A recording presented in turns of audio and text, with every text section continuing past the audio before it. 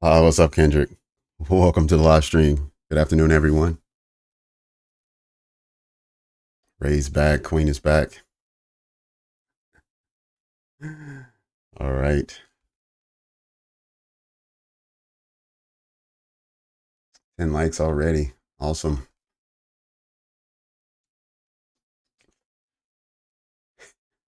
There's Brad. TJ's back. His healthy's in. Good job. Welcome back, everyone. We'll get started in just a moment.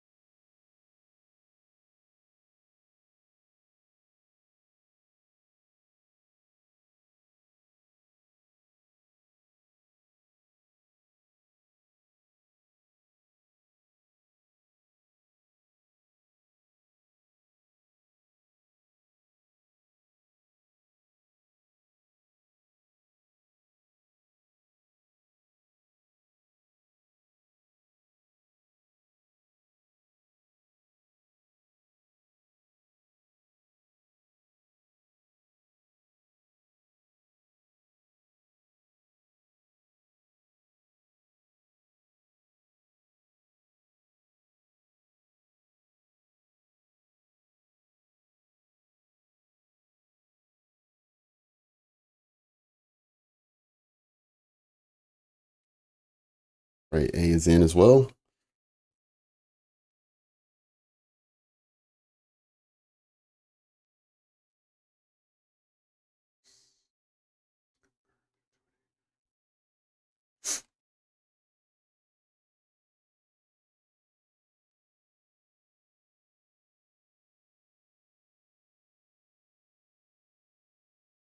So 990. Let's see, where is that at? Okay, so that's, let me figure out where that's coming from. That's coming from a much earlier time frame.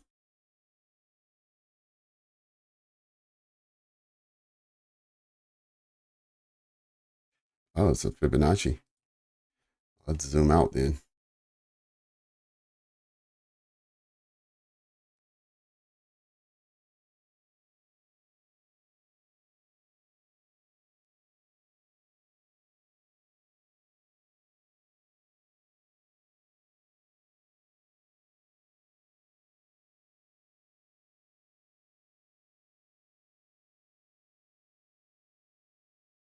Okay, 990 was the level right when we were looking at the TGIF, the retracement.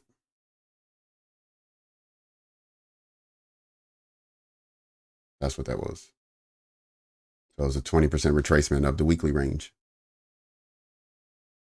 Yeah, let me delete that off the screen so it doesn't trip us up this afternoon.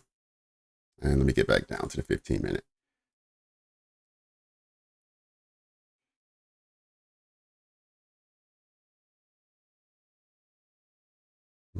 Actually, let's go to the 5.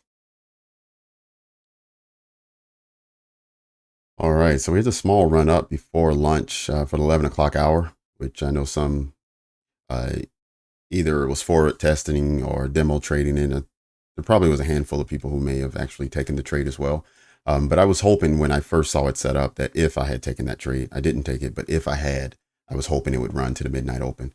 And pleased to see that right after we got off, about 10 minutes later, well, actually, as we were getting off, it hit the midnight open, and then it kept going a little further and hit the 8:30 open before retracing for the rest of the lunch hour. So that was good to see. Um, we'll see what this afternoon brings. We have reached pretty much all levels. Anything you looked at that was a weekly target or anything like that, price has already met that as well. So I did have this morning, we hit half a standard deviation on the higher time frame, the last leg down before the big push up to all-time highs this year. So I marked up where one standard deviation would be after we reached the half.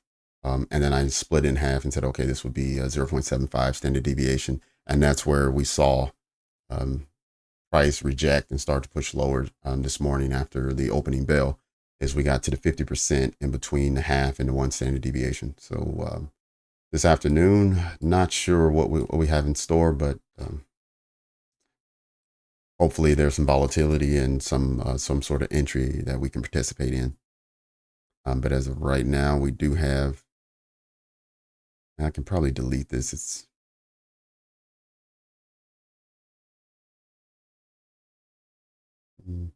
no, it's still valid. It's still valid. So we do have a bearish breaker here that was used this morning over in this area to send price lower.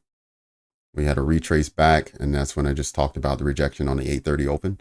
But the 830 open is within that breaker.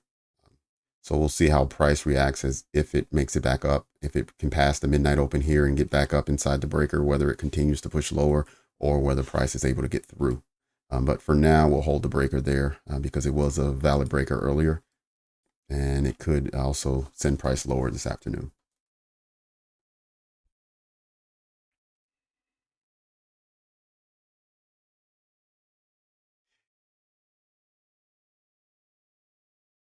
Oh, from the top, it failed. Okay, let's measure that and see.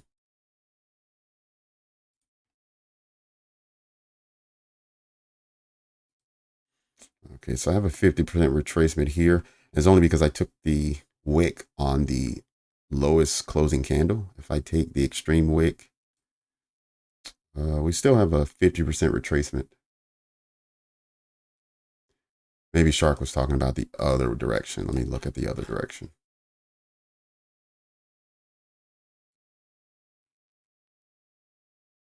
Okay, now I'm not sure what he's looking at.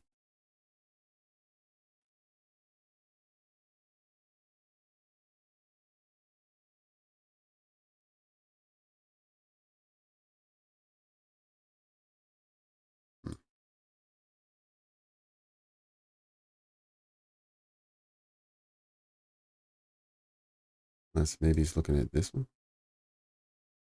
Even then, it's retraced 61, almost 61.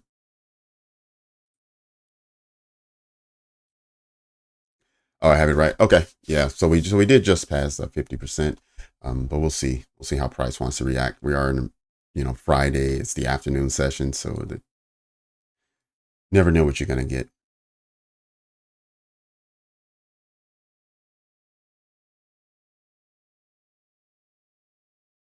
All right, Mac. Welcome to the chat, Mac. I'm not sure I've seen you in here before. Good to have you.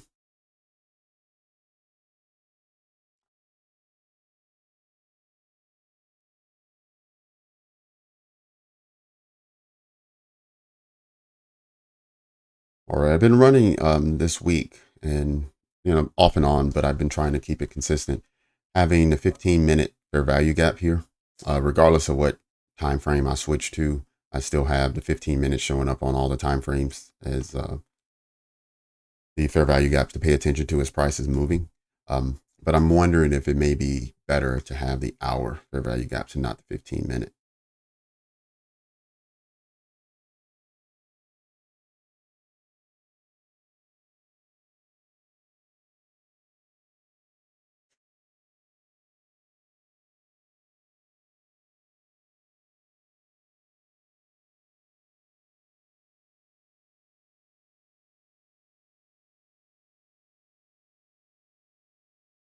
Yeah, we got a slight close above 50%, which then broke price back down to the fair value gap, sort of held it, pushed it back up to retest the midnight open.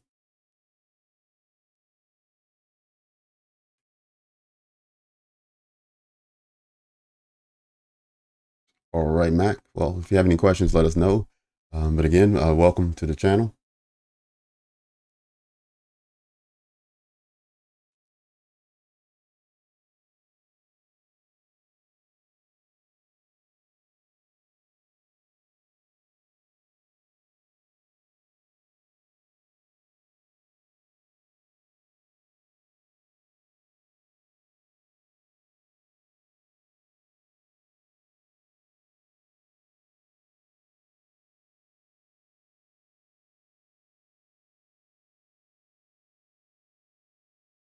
Right on, A dot. I see you.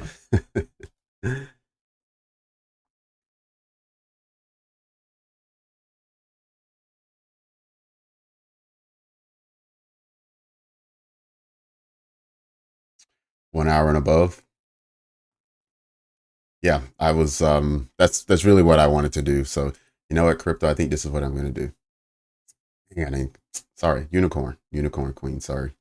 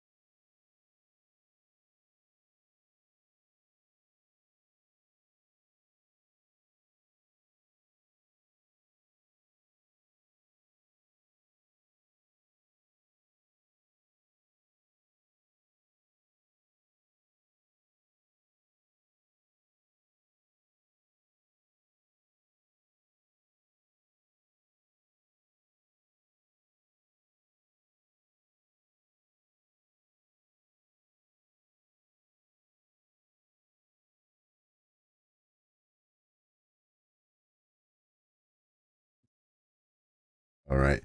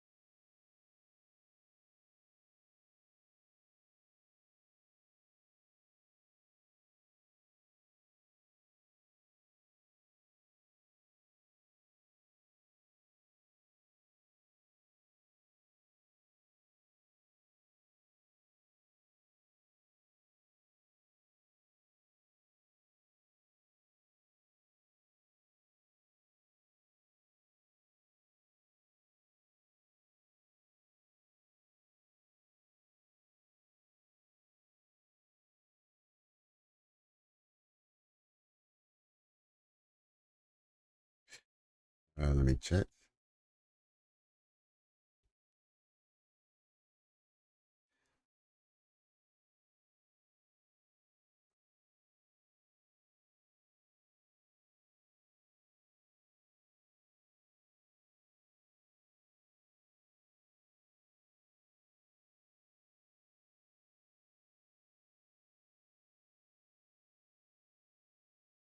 Let me find it.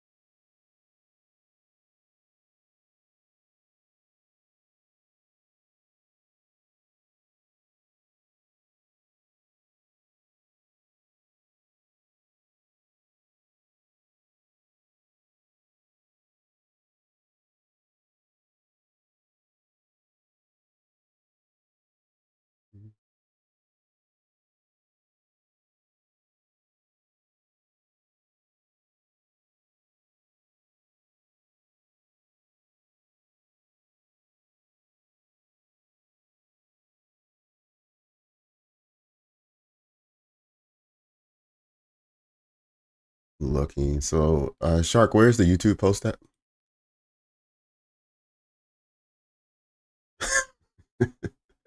Yeah, go. Oh, TJ, you keep reminding me of these old songs I haven't heard of in forever.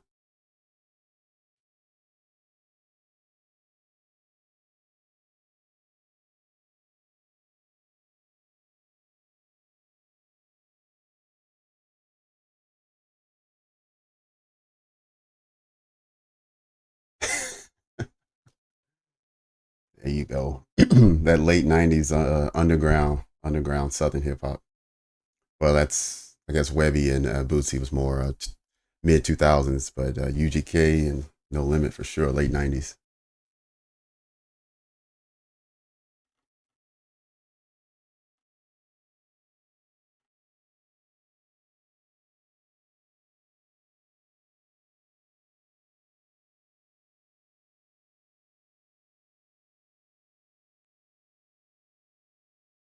All right, let's see what's happening down here on the charts here. You know what? Something I usually forget to do. Let me go ahead and take care of that now. And that is identify the session lows and highs.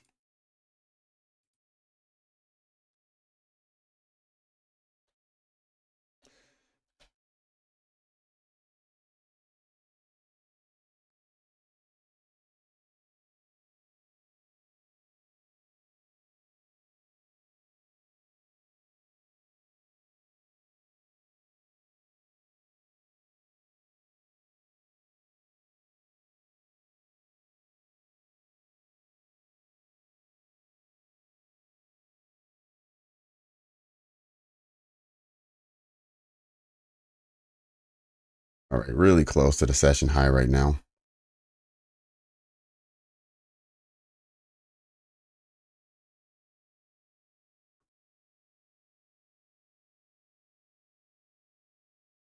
Okay, so before it touched right into that fair value gap equilibrium. Nice. And that's a 2 minute.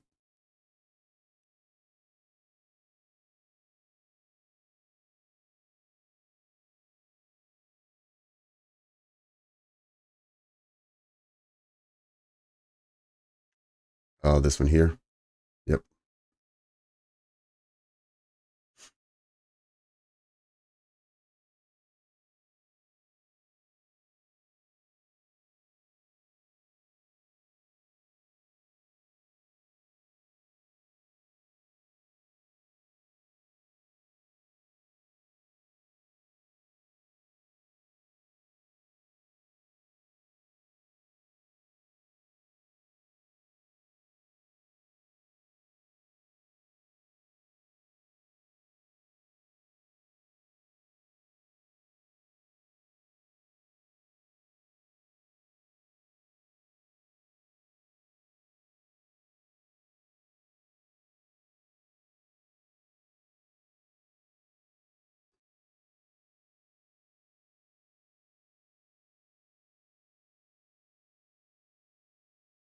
Yeah. So Mac, what I used to do is I used to have the fair value gaps on whatever time frame I was looking at. So if I shifted down to the 5 minute, then you would see all the 5 minute fair value gaps. But what I'm trying to do now is to have a higher time frame fair value gap that's I'm always looking at, so I don't have to continue to go back to that screen, but I have that fair value gap show up on any time frame I move to. So what I've been doing this week is so far is I think I had it on an hour a couple times, but for the most part, it's been sitting on the 15-minute. And so no matter where I move around, you always see the 15-minute fair value gap. That's why it might not fully align with where you see the wicks and things.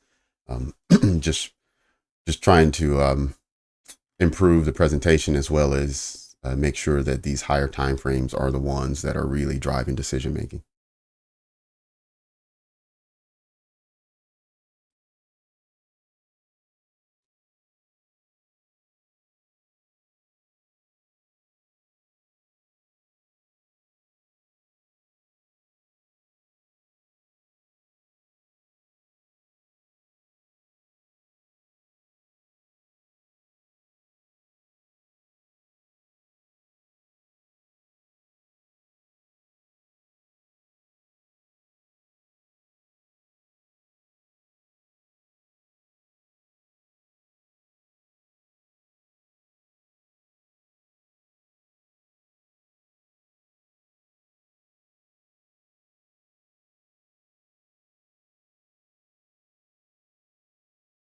Queen, was this the one you were talking about earlier and you said it was a bullish breaker, but you didn't like it because it was right at the exact same spot as the bearish breaker?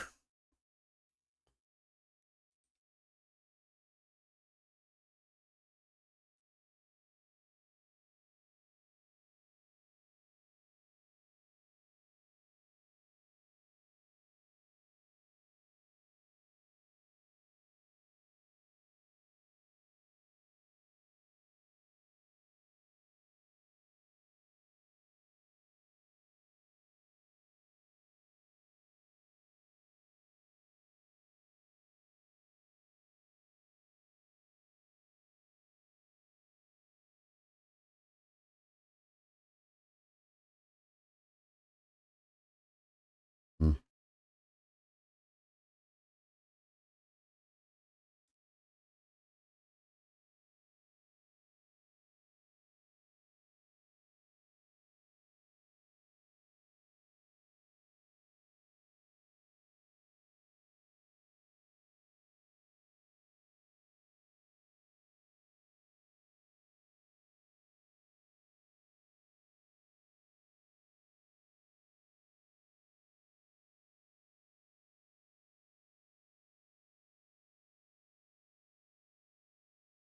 Yep.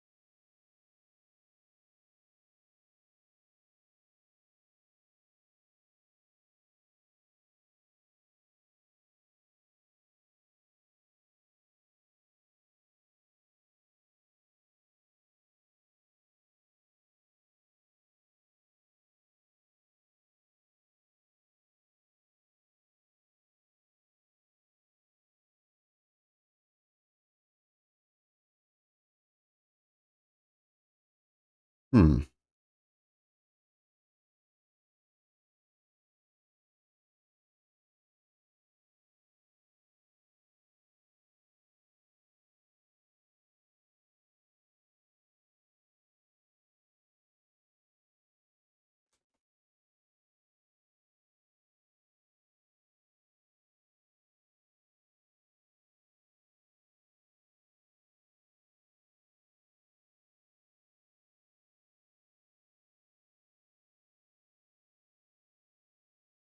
Inversion fair value gaps. Okay.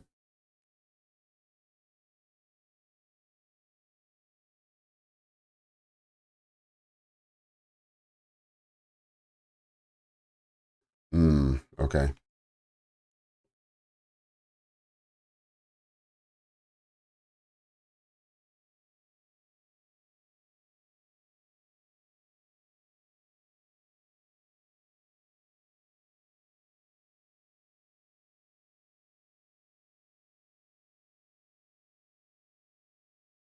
Yeah.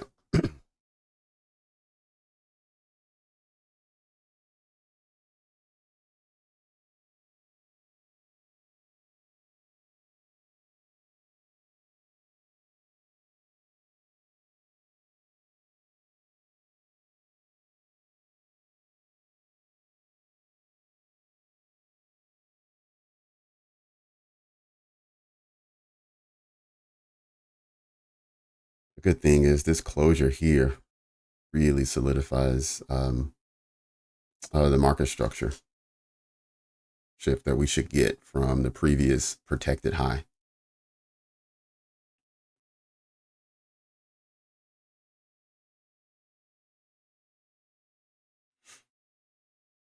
Let's see once we get to this equilibrium here at 0.44 if there's some sort of strong movement from there.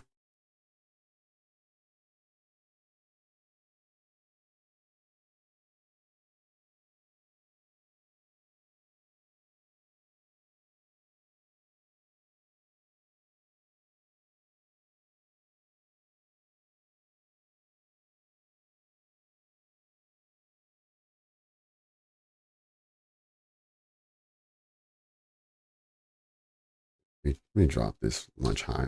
We all can see where it is. I just want fewer things on the screen. I think these two big blue boxes is bothering me.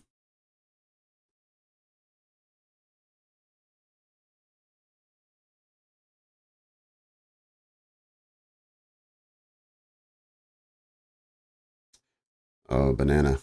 Inverse, or inverted.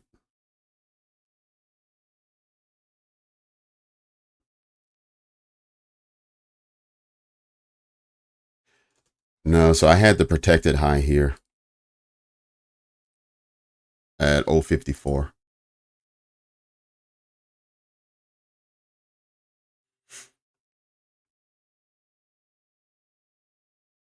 And so this closure of this candle at 115 on the 5 minute, that's when it was finally traded above and closed. I think that's what Ray was mentioning here during lunch. It traded above, but it closed in below.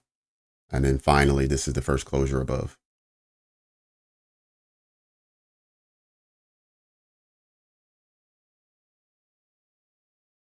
Mhm.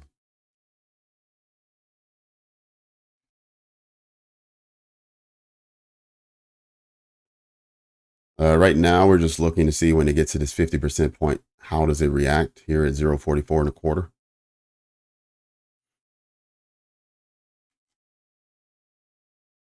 All right, it just touched it.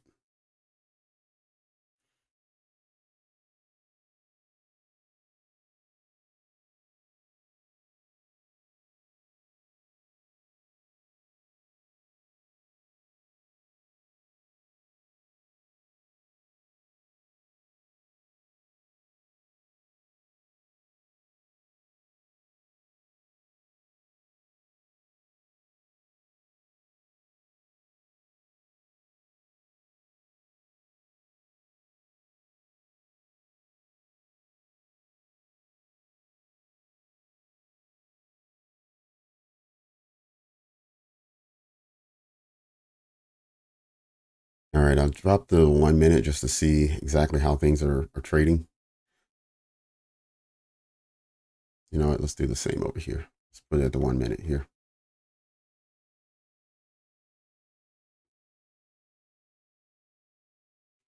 On this short time frame, we had a sweep of a low here, which is changing structure. But it could just be short term. It could be coming down, sweep a low, and then we get a race right back up. So it doesn't mean anything long term, but it's just worth noting.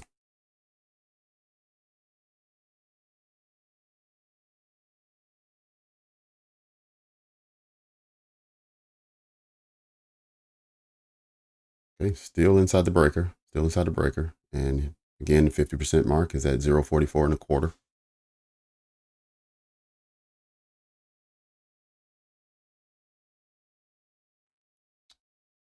Okay.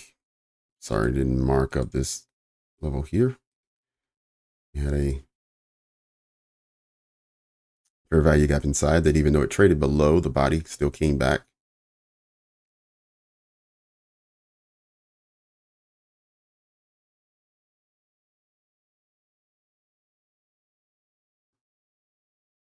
All right, so we'll need a trade back to the 8:30 open to flip the 1 minute back bullish, but shouldn't be too difficult. It's not that far away.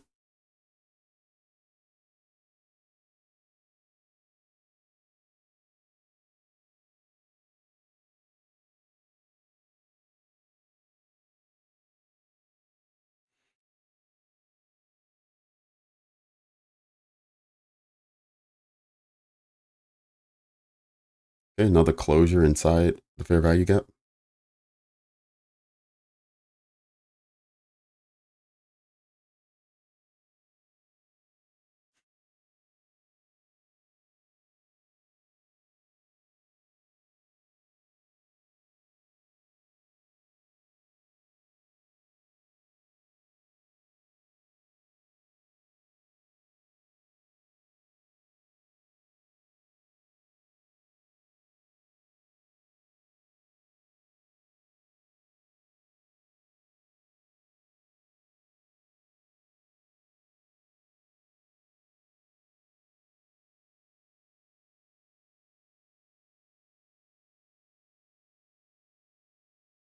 Hmm.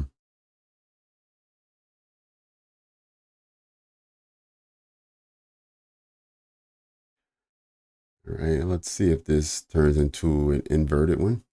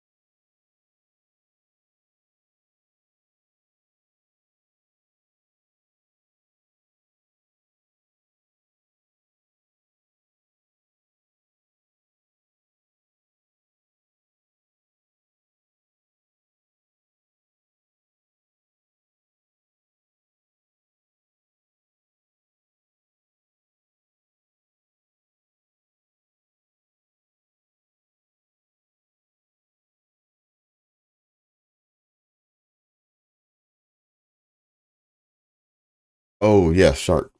Sure. So it's so on Friday, what you're looking for is, if you've had a bullish week, you want to see on Friday, you want to be close to the high of the week. And then what you want to do is you want to take a look at your weekly time frame. So and I do this last time. I think I went here. This won't take long. All right, here we go. So I still have it pulled up from earlier. So you just want to grab your weekly candle. And then, like I said, if you're bullish on Friday, you want to be somewhere up in here towards the extreme. And all you do is you put a Fibonacci from the top wick to the bottom wick, and you're just looking for a 20% retracement sometime. Generally, it's during the New York session, so it could happen in the morning and it could happen in the afternoon. In our case, it happened this morning. But that's what you're going to be looking for. As soon as you start seeing it breaking lower, if you do take the short, you're going to have your TP at 20%. And if you have a runner, then you can set it up for 25 and 30% as potential retracement points. This morning, we made it as far as 25%.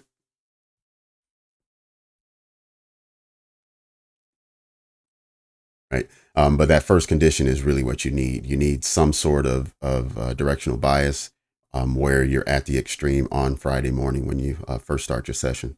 So even if it was let's see, if we were selling, like if this was the candle on Friday, we would have wanted to been down here, and then we would have taken the retracement back up 20%.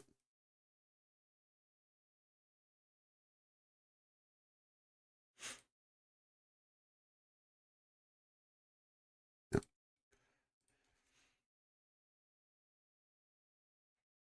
Yeah. So it's just a way to target set on Friday. It's because that move generally happens if you've had one direction for the week.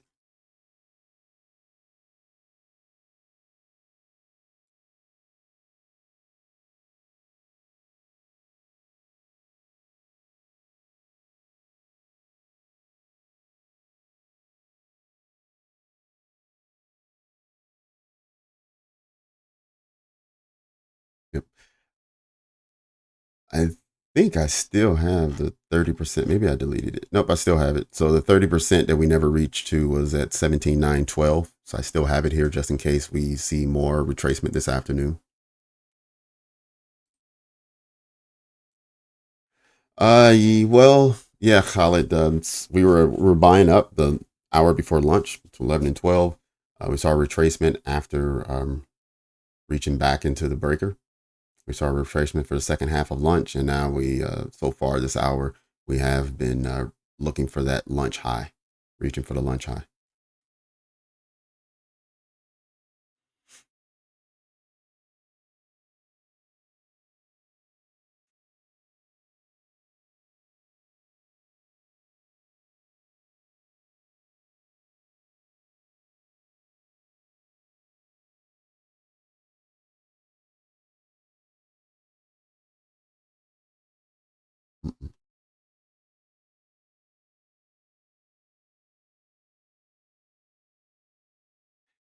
And let me look back at the 1 minute since that's where we were just before. All right, this did not turn into an inversion fair value gap. It failed.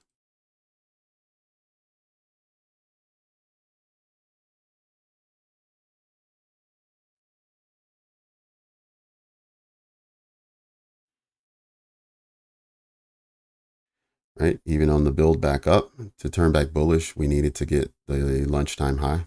Well, not the lunchtime high, probably. Sorry, the previous swing high up at the 8:30 open, and we didn't get there. Started breaking down again. So now let's look and see where we are on this wick. Maybe it'll just take out 50% of the wick. And that's what it did so far.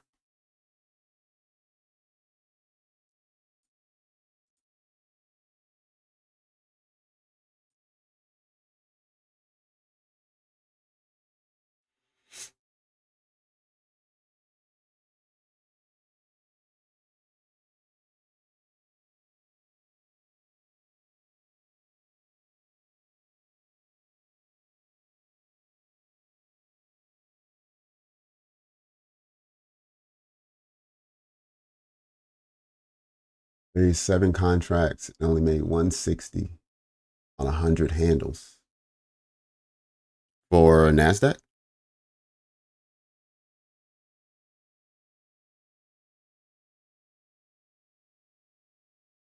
first, Mac, are you doing minis or are you doing micro?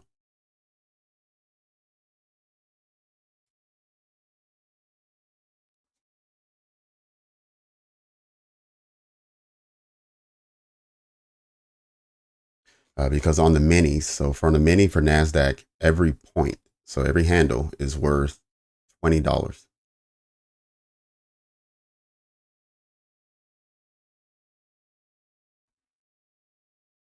And then on a micro is divided by 10. So a micro would be worth $2 per handle. So 100 handles should have been $200 for one contract. And you have 7 contracts that should have been $1,400 and you have 160. Yeah, I don't understand.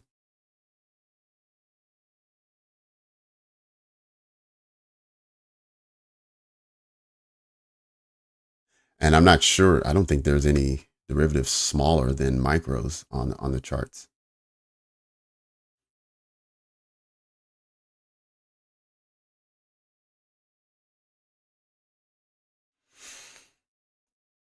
Hey Mac, are you trading through TradingView? What's your platform?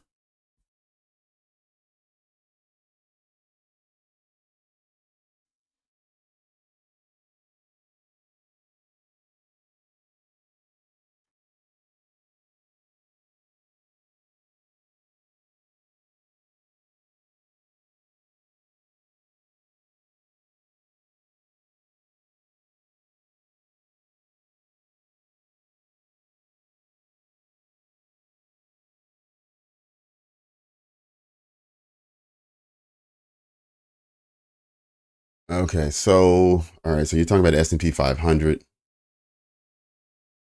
What's the S500?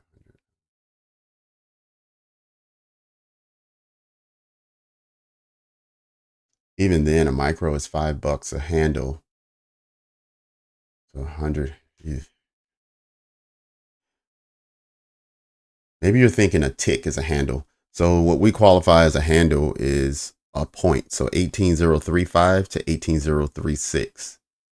The quarter points or in between are just a tick. So it's 4 ticks make 1 point, or 4 ticks make one handle.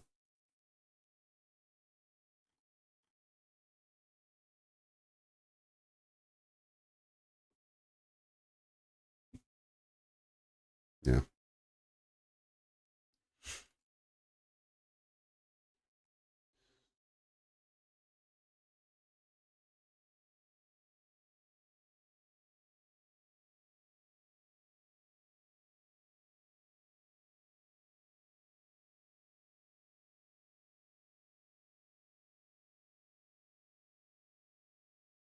All right, let's jump over and take a look at our comparison chart while we're waiting for something bigger to happen here.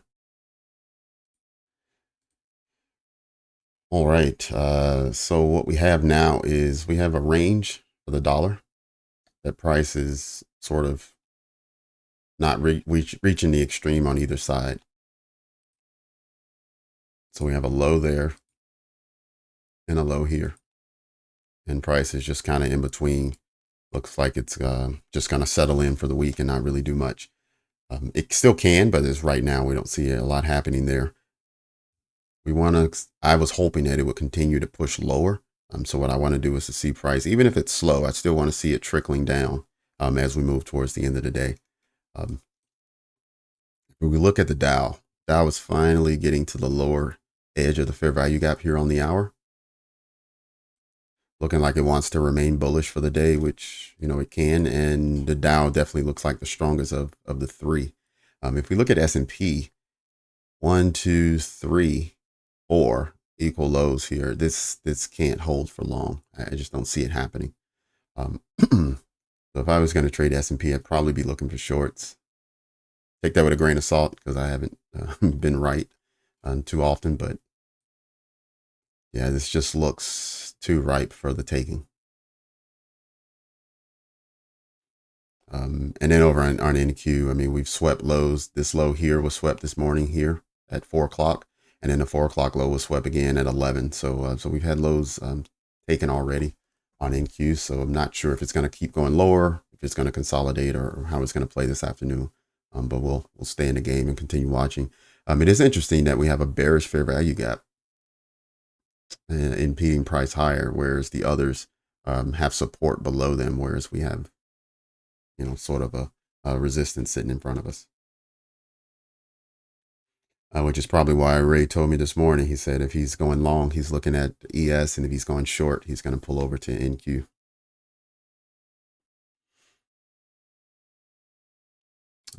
Flip back over.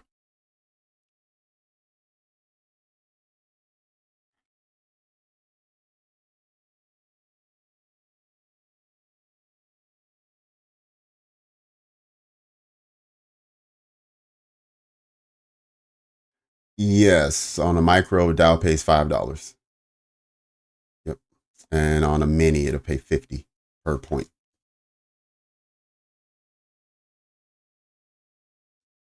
No, there's not a tick. That's per point. Unless a Dow doesn't have ticks. Let me check because I haven't traded Dow futures. It's so long.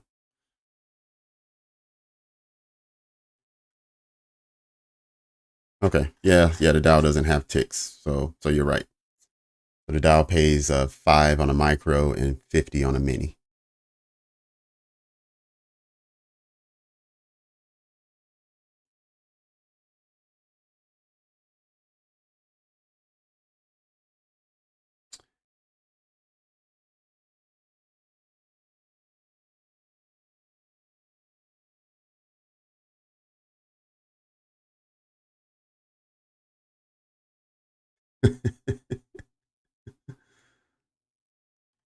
A nano NQ. Trading a couple dimes per point.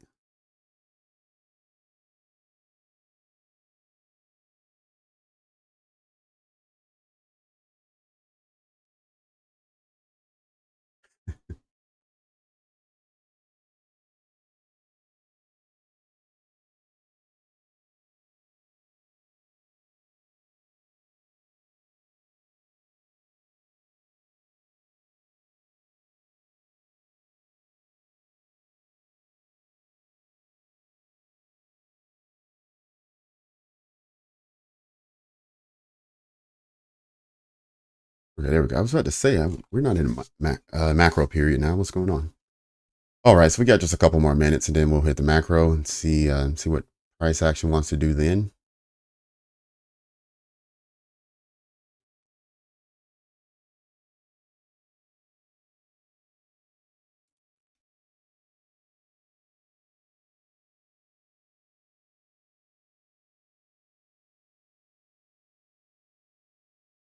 See what the 5 minute looks like.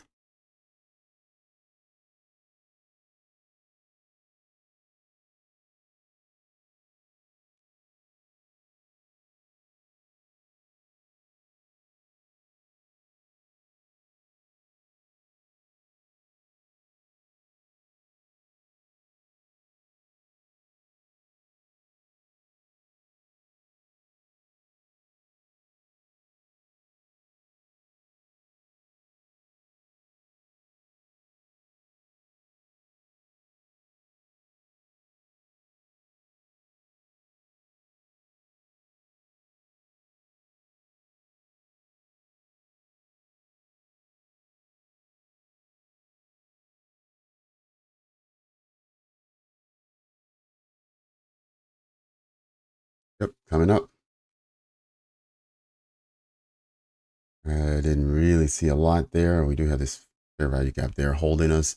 Let's get down to the 1 minute just so we can watch this macro. It's coming up in the next minute.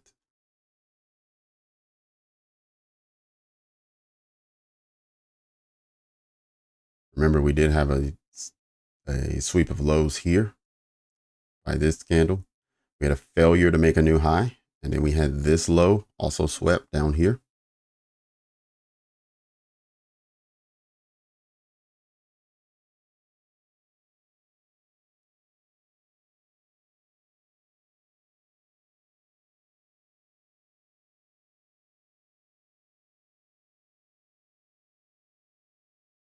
If we get a new low during the macro, which will then shift down the protected high.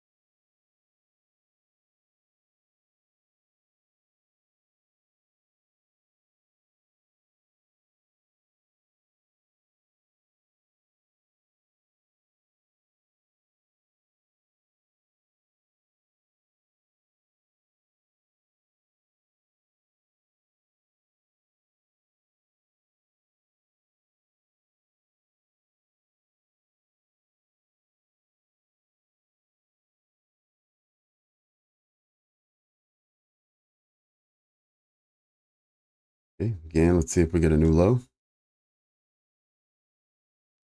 And then see if that bullish fair value gap pushes price higher. And we run back to the midnight open.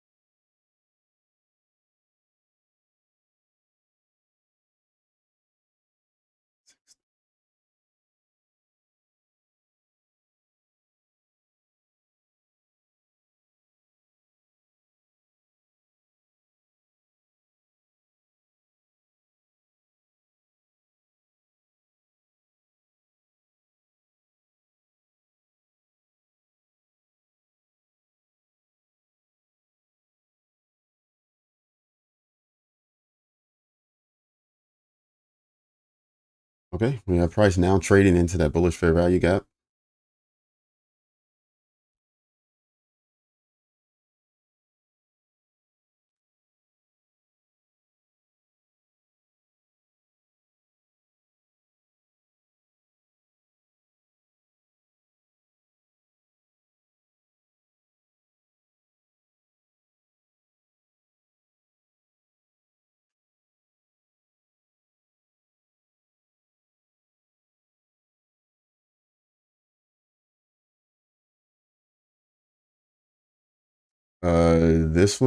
This is a 15-minute.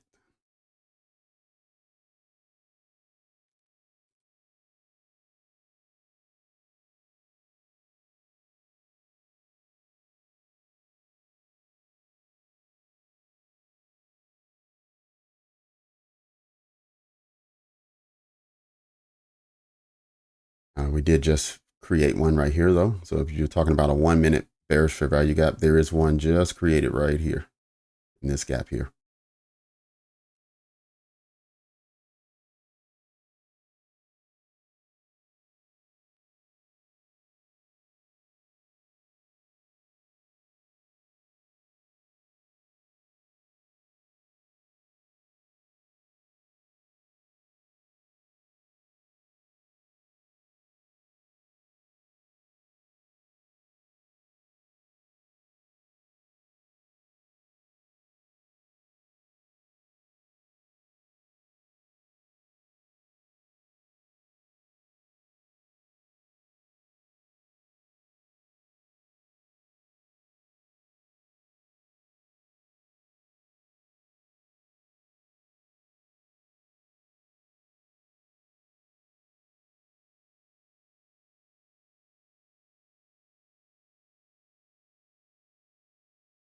And we just had a tap into that the 1-minute fair value gap. So anyone who was looking at that, I'm just trying to focus on the larger time frames now. So not really looking at the 1-minute, but there was a 1-minute one right here. And then we have this candle, the wick, tap right inside. And now we see price breaking down a little further.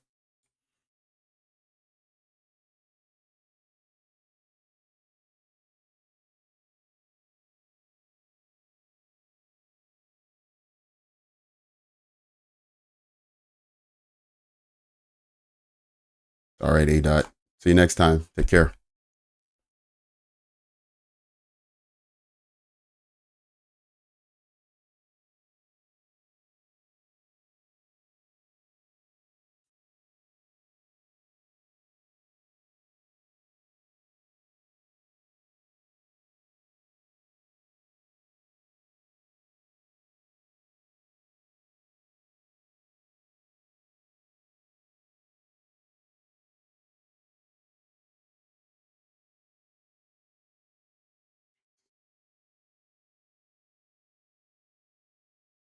For everyone asking whether I'm going to take a trade or am I in a trade and all those things, guys, my trading should not impact your trading. You should not be waiting for me to tell you when to trade. If you have any questions, go ahead and throw it in the chat. I might answer it. Someone else might answer it. But it should not impact your trading. If it does impact your trading and you're only waiting for me to take a trade so you can take one, then your time will probably be better served learning more about trading.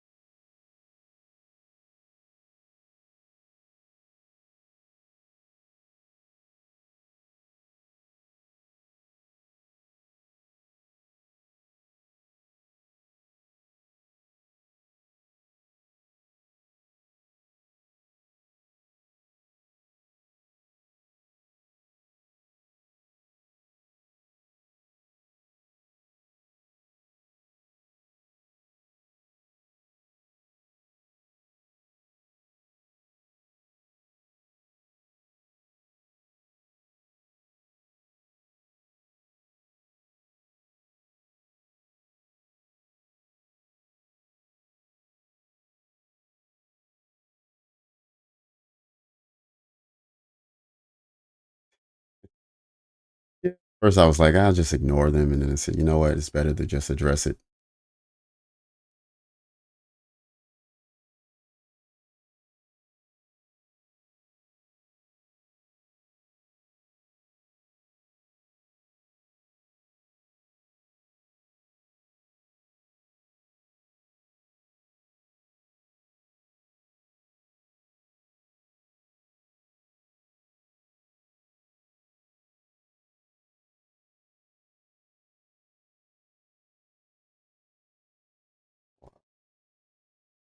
Yep, sure do. Yeah, Ray. I remember looking at the 4 hour candle at the start of the hour, and I said, okay, we got another hour on this thing to see where it is. And it's because we had they're basically opposite candles. It was a weird formation for me to look at, and I wanted to see if it'll close above the fair value gap, which looks like it's going to.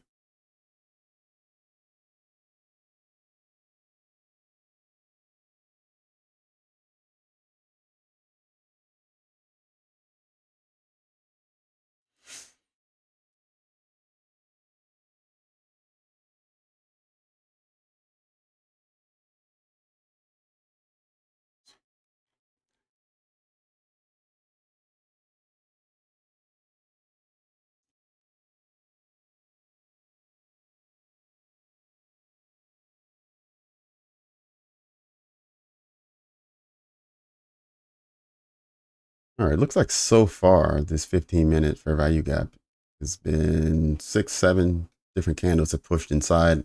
Each continue to push outside. Um,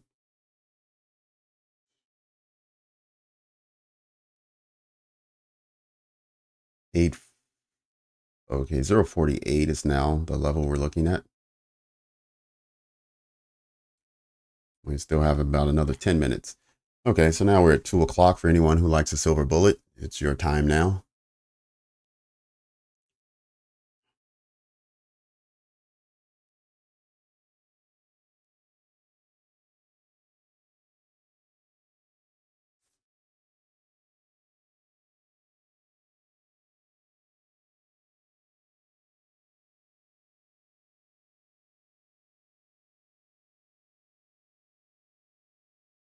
Yes.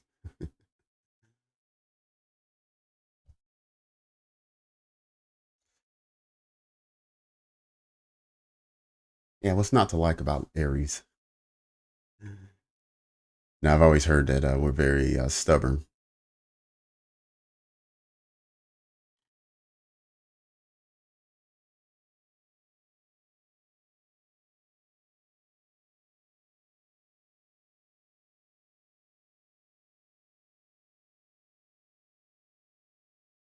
Hey, not bad, but now that's a great idea for those who just really want to hit the button.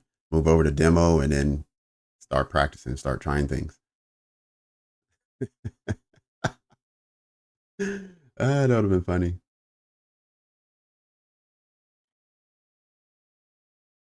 Tommy's an Aries too.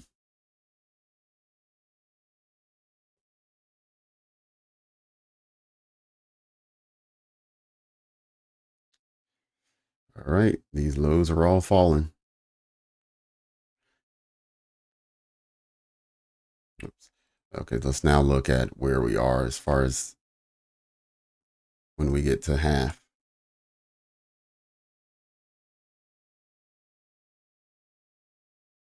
Ooh, new day opening gap. It's so small I could barely even see it. Wick right to it.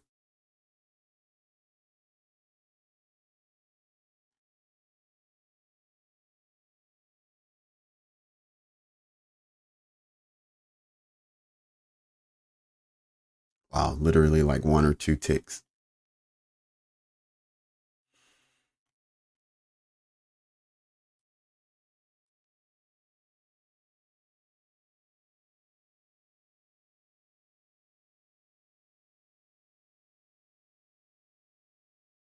Ooh, wow, look at that.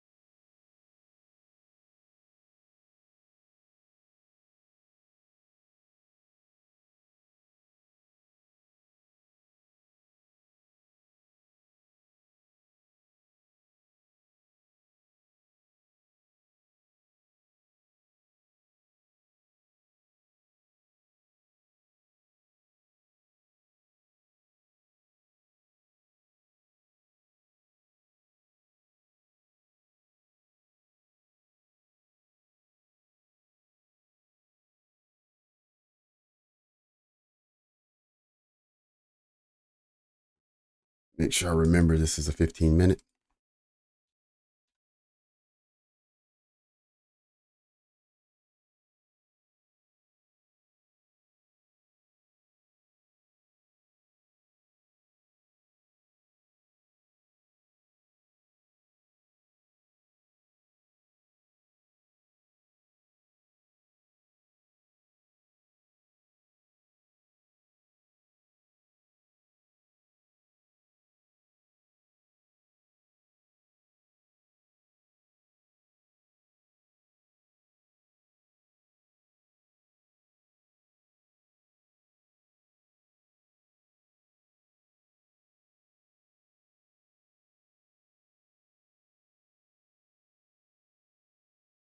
Oh, okay, good job, Fred. 2 scalps, and you hit TP both times. Good.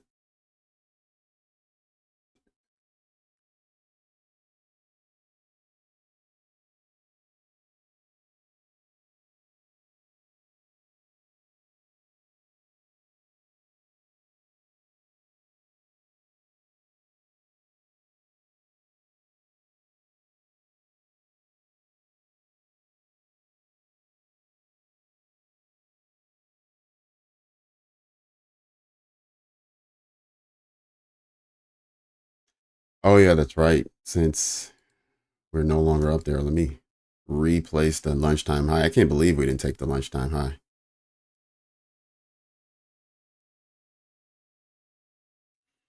I mean, literally at 120, we were 5 points away.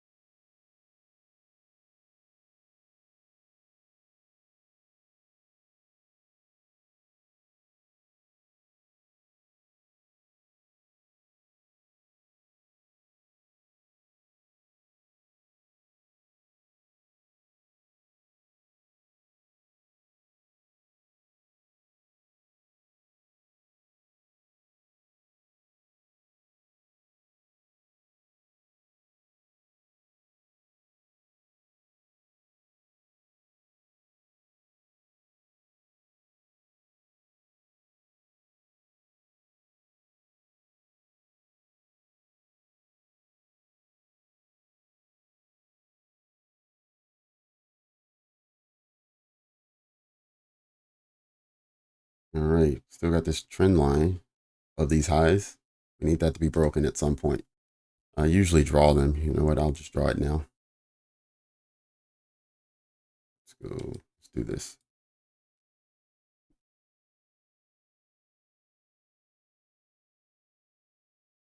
Okay, you want to see price trade above and close.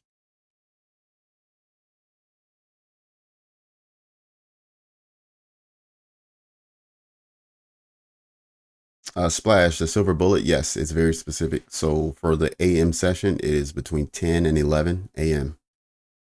And then for the afternoon, it's between 2 and 3 PM.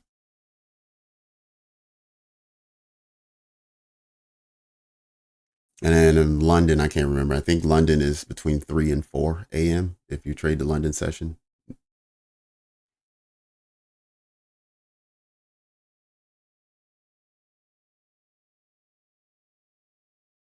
Mac, yes, this is a breaker. This is the breaker, but this was a bullish breaker. It became activated when we traded above and closed, but then price just broke down below. So actually, it's invalidated now.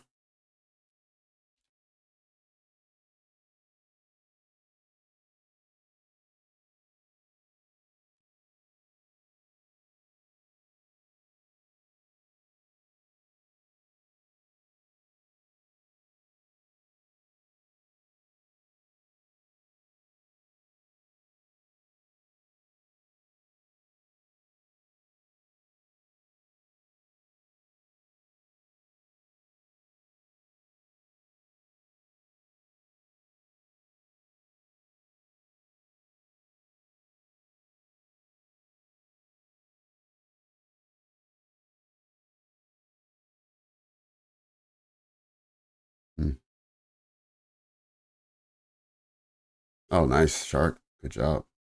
Well, way to bounce back. Yeah, I'm only watching on the 1 minute because we're in between the macro. So it's the last 10 minutes of the previous hour and then the first 10 minutes of the following hour. Then I'm going to jump back up to the 5 or maybe even the 15 minute to watch price action.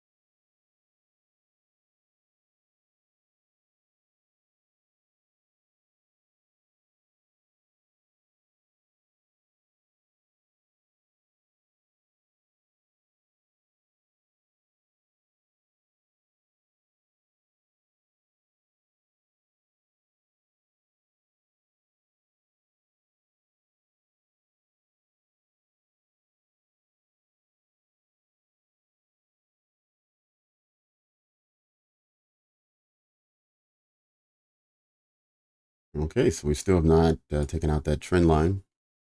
Let's move this back up to the 5 minute.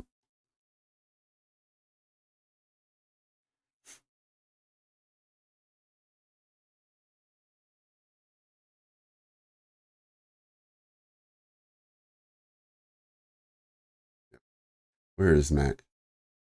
Yep. Oh, Mac. Sorry, I think I may have not answered your question properly. So before, when we were looking, the one that I deleted, so we had this breaker here is the bearish breaker from before lunch that you see at the top of the screen. Then after lunch, we had a bullish breaker, which was confirmed, and that's coming from these candles that you have a low to a high, then a lower low, and then finally over here, we had a higher high and a close. So they gave us a bullish breaker just below. So these two were basically going to fight for position and somebody was going to win. And the bearish breaker won. So that's why I said the bullish breaker was invalidated, but the bearish one did work. Price traded into it and out of it.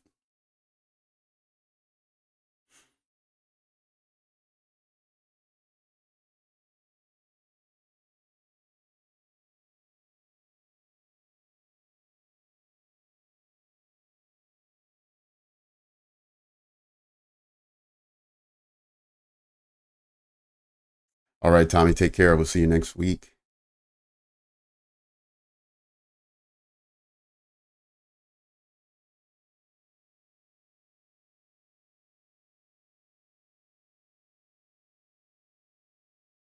Oh, okay. Yeah, I wasn't aware of the 3 to 4. Okay. So that's the fourth one.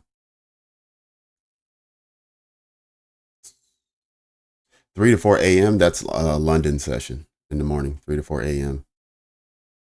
No, the Asia session starts, I think it's either starts at 1800 or 1900, somewhere in there in the evening when the market opens back up.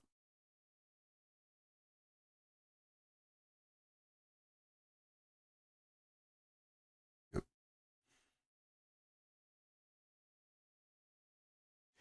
Yep, 3 to 4 p.m. That's the power hour. 6 Eastern. Okay, thanks, TJ.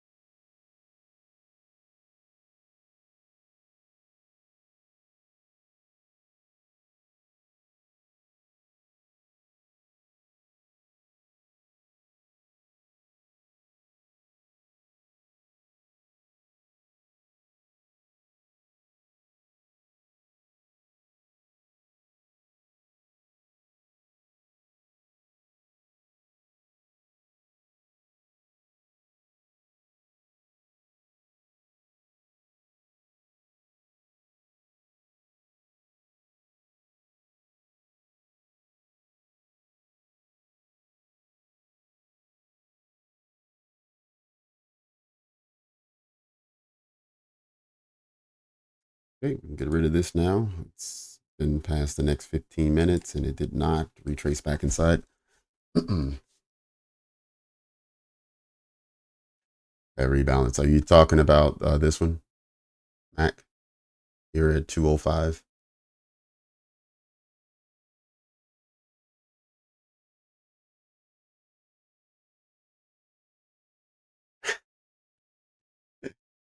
Sometimes, as in this past Wednesday.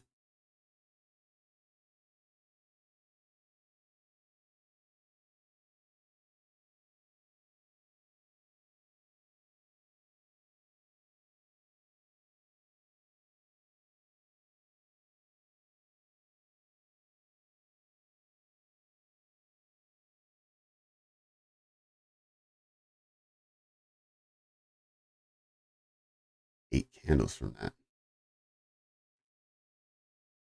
2, 3, 4, 5.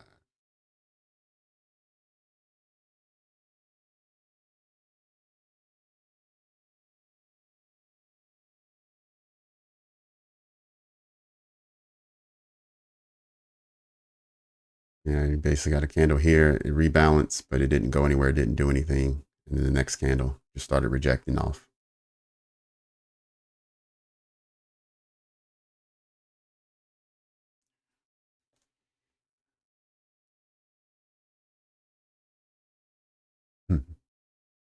Oh yeah, it does for sure. Queen, anytime from 350 to 405, yeah, you'll get some fireworks there. And then every now and then is when you get the fireworks at 430 and you wonder what the hell happened.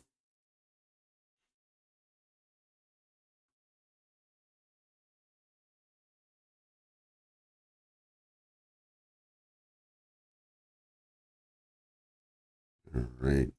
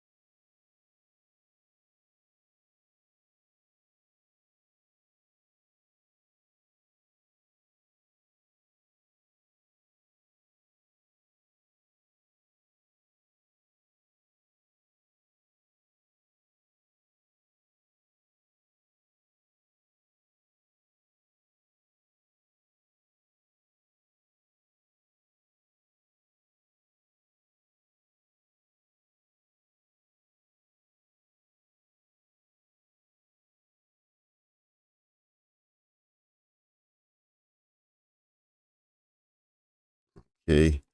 I don't have a 5 minute breaker marked up, but I'm gonna go ahead and say it's likely this one.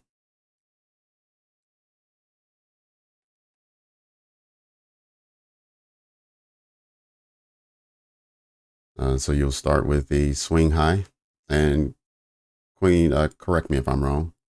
So you go from a high to a low to a higher high, and now all we need is a lower low to be confirmed. So we need to break below this lunch low and close. And if we can get that something here, then you'll have a bearish breaker right here.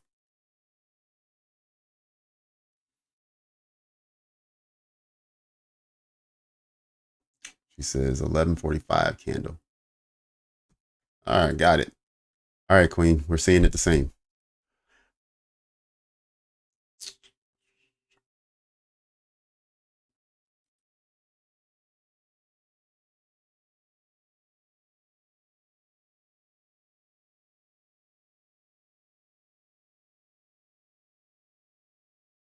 Maybe 15 seconds away from a possible confirmation.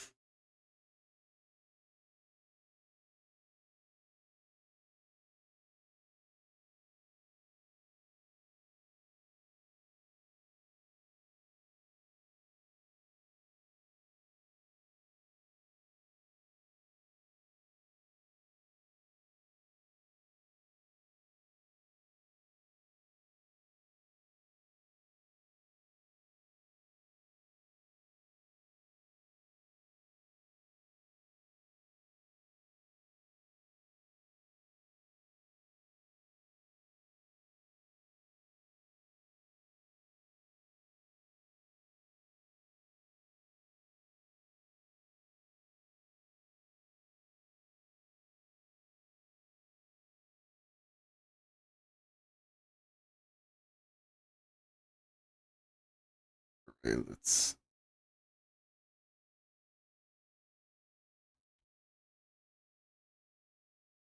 just measuring half of this range here. See if we can get price to fail at the 50% part at the 50% mark of this candle.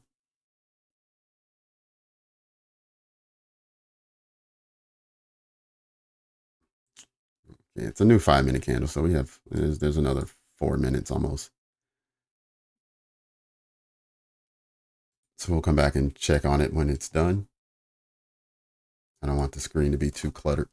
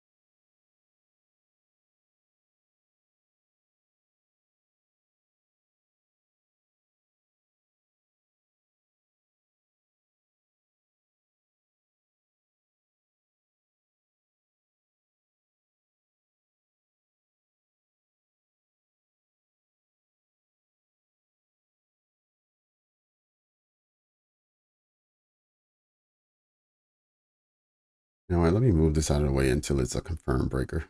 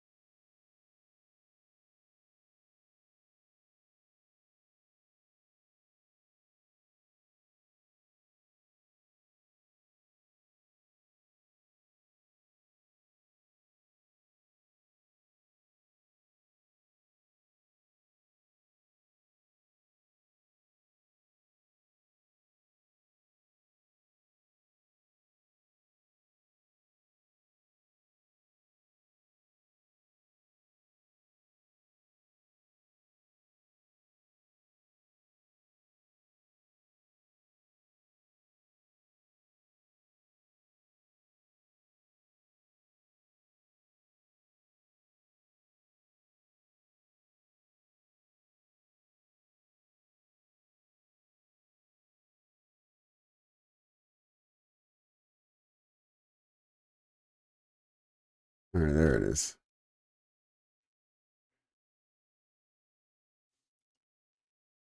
Now we'll redraw what we had last time. We can see, yep, price traded above 50% or just past 50%. And then traded lower. Let's see if it closes lower.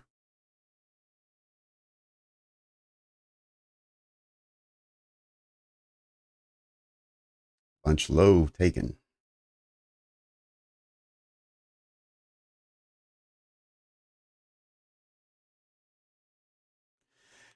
And I tell you, the beauty in me trading demo is I forget I even have a trade on.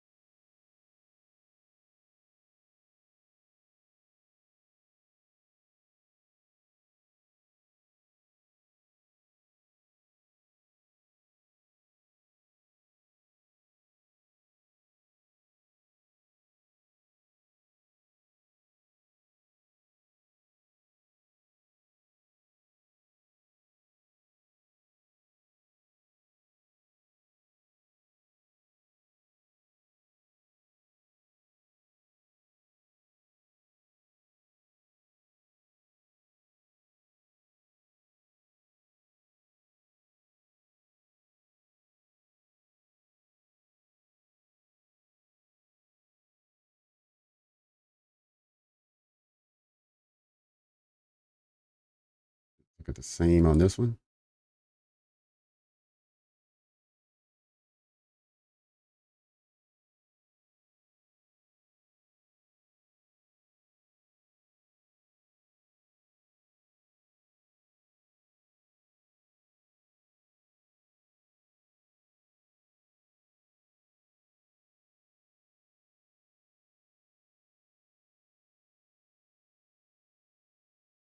Oh, almost forgot. That confirmed the breaker.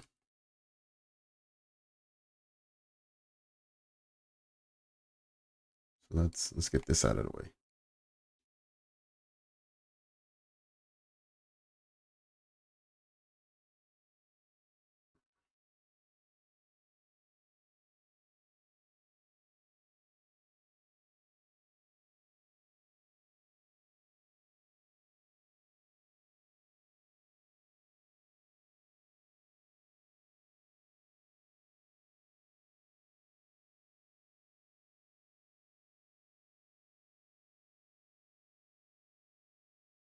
Mac, I usually just trade the Nasdaq, but occasionally you'll see me looking at ES as well. But I try to stay away from the Dow. That's where I cut my teeth, but it's a bit much for me. I found NQ and I'm happy.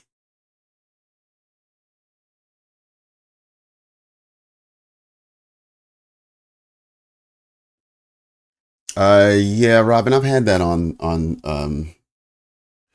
the same thing happens on my indicator that I use for session highs and lows. I'll show you what I have. So for here, I want New York to be 7 to 10. So I have to tell it to do 6 to 9. And then it'll place it on 7 to 10. I don't know why it won't sync up with the actual time, but for whatever reason, this is what I have to do. So just put it in 1 hour before you actually want it, and then it'll put it on your chart where you need it.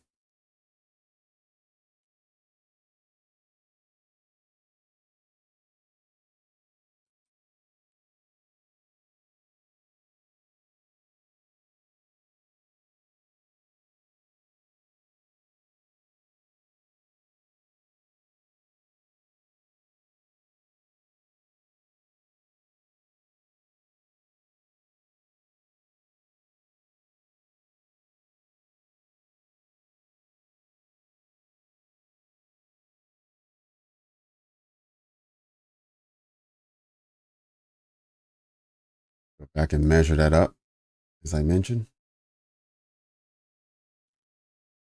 Bingo, 50%, and trading lower. Let's see if it closes below the previous close. So I'll move that out of the way. That's what we want to see.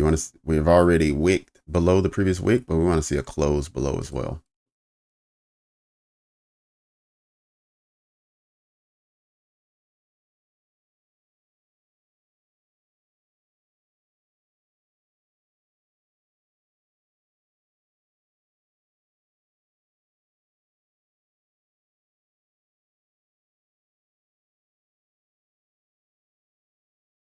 All right, 15 seconds.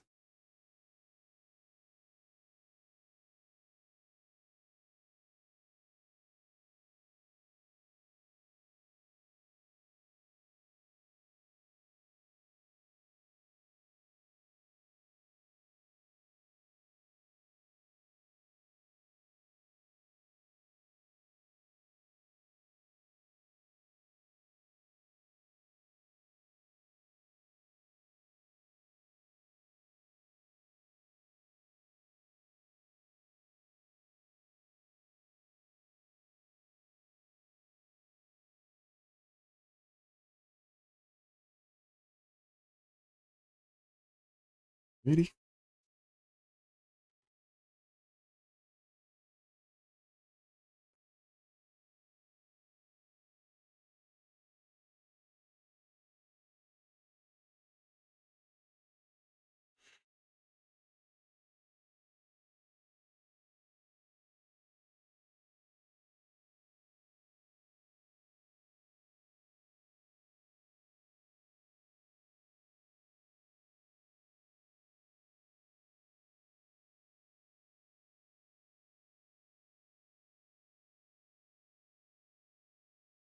I can get rid of the lunch low. We've already taken that out. Let's see what happens with this sort of trend line liquidity we have here. Let's see now if price wants to snap this and run for lunchtime highs.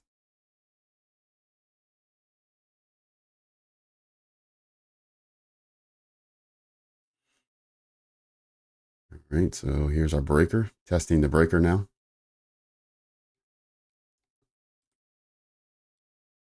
Okay, there isn't a fair value gap on any time frame, so there is no unicorn per se. Nope. All right, let's go back to the 5-minute.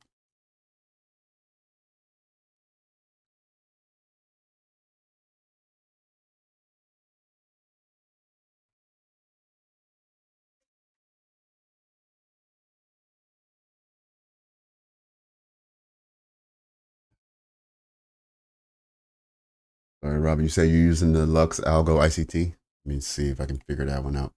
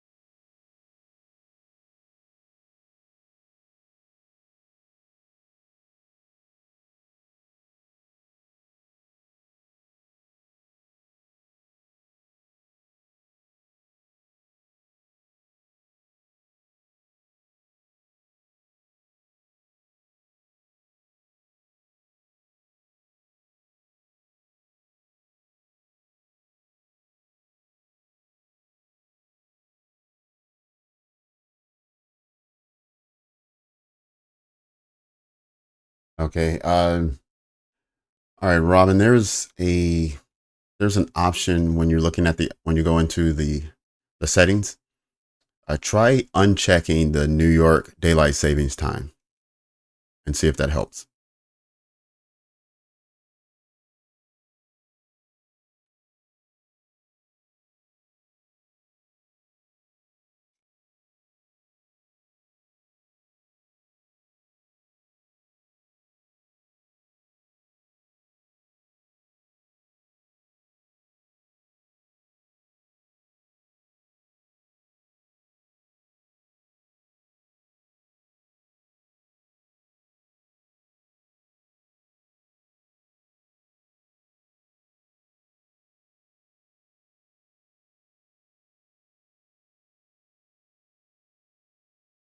All right, so we got another test of this makeshift trend line here. Let's see if price is willing to hold above this breaker that has failed.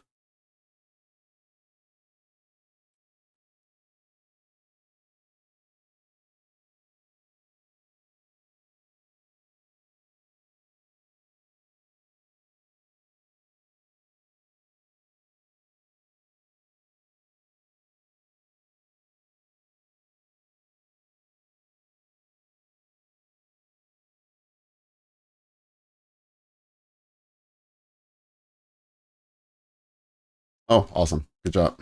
I'm glad it worked for you.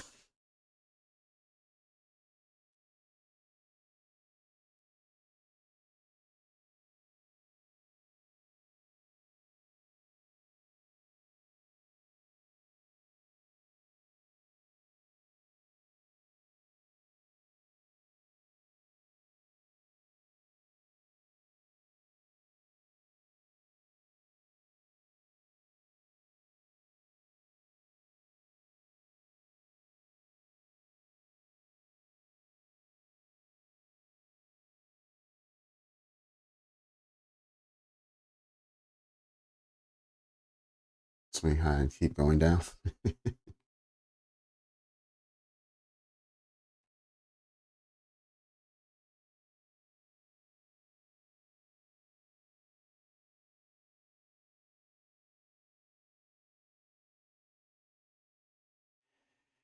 Yeah, you're right. Right now, since we had a failure to take this low here, well, I'm sorry, we took the low, but it didn't close below. It started retracing. So likely what we're going to get is at least a retest of the midnight open. If we can get rid of this.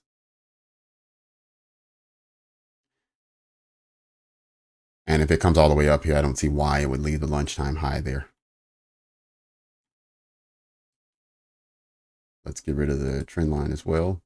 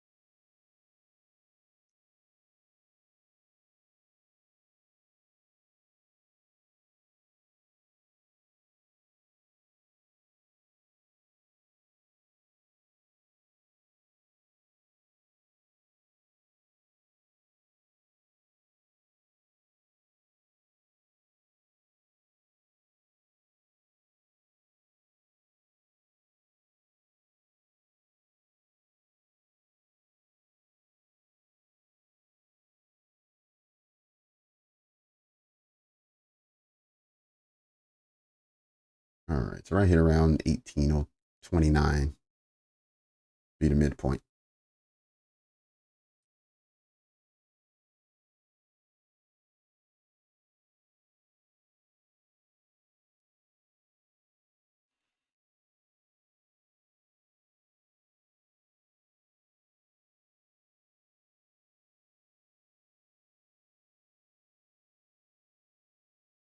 Oh, wow, 54 votes. Nice. All right, looks like the majority, about a third of people, are framing their trades off the 5-minute fair value gaps. About a quarter of the people on the smaller time frames, probably I'm assuming 1 or 2 minutes. And then about a third of the people using either the 15 or the hour coming in at the smallest amount of 10%. And yeah, about a quarter of the people using 15 minutes. Okay.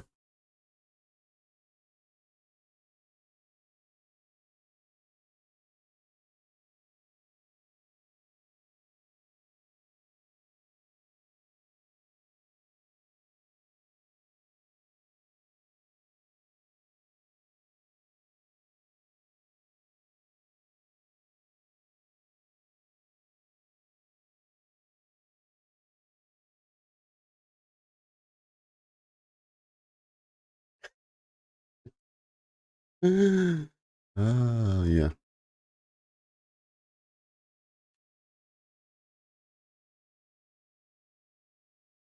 I just have the leg down. So let's shift this.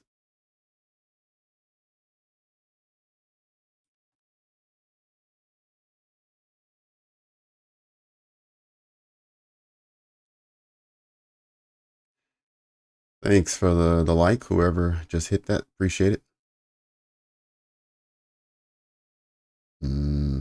There we go.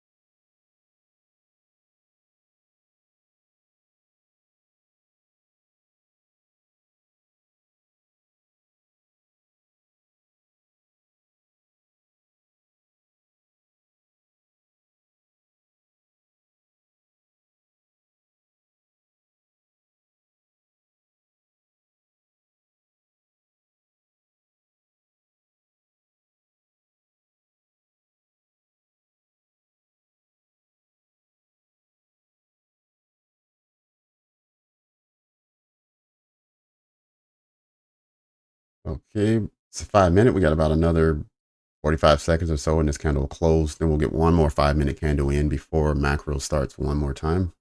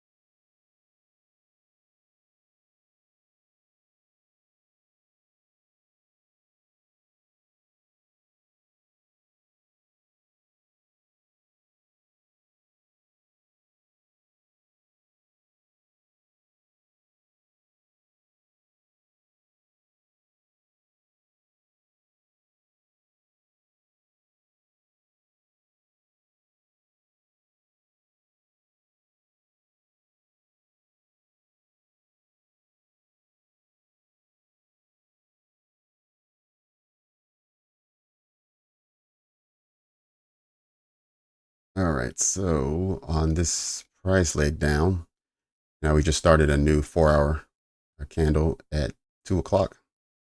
All this low here is 50% of the wick. So we need to hope that price wanted more than just going down to mean threshold of the wick or consequent encroachment of the wick.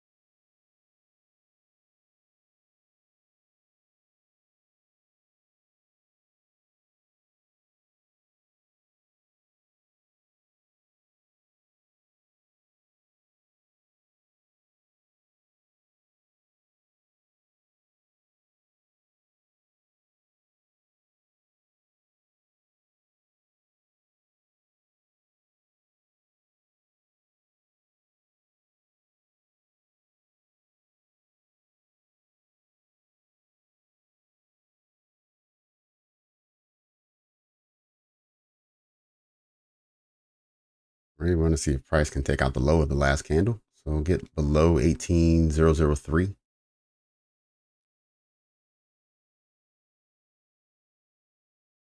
Shark, okay.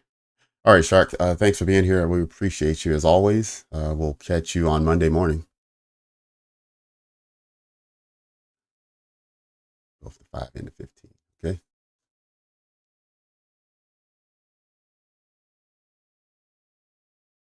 Mm-hmm. All right, Fred. See you next week.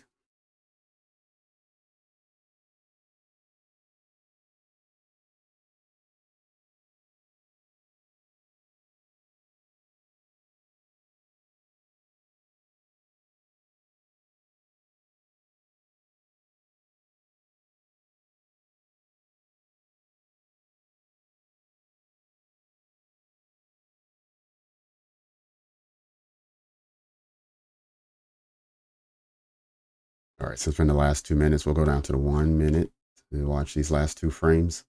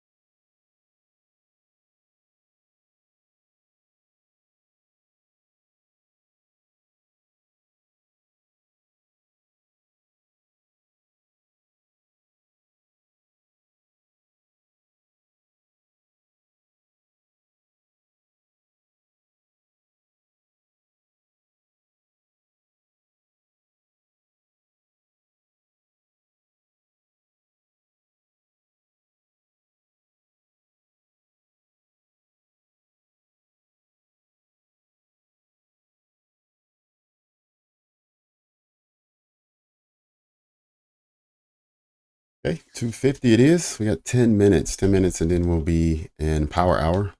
But for now, we're looking to see if there's a continuation or if we get a change in structure.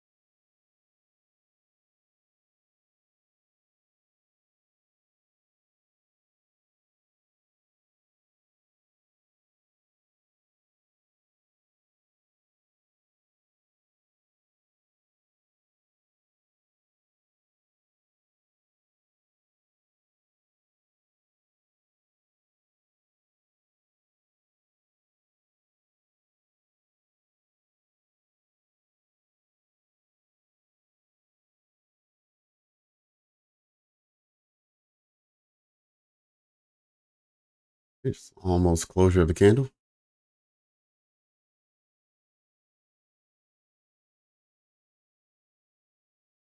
Looking for this one to just push downwards if it can. Wasn't interested.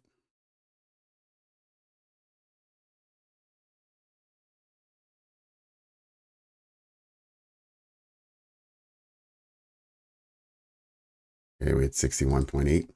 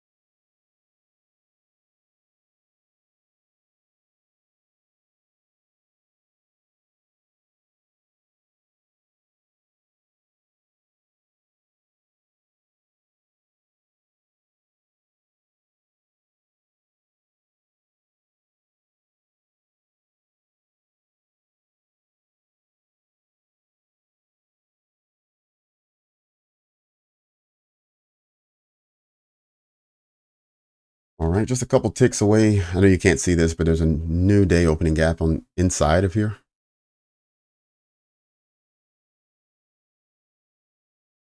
At 18,023. It didn't quite make it there yet, but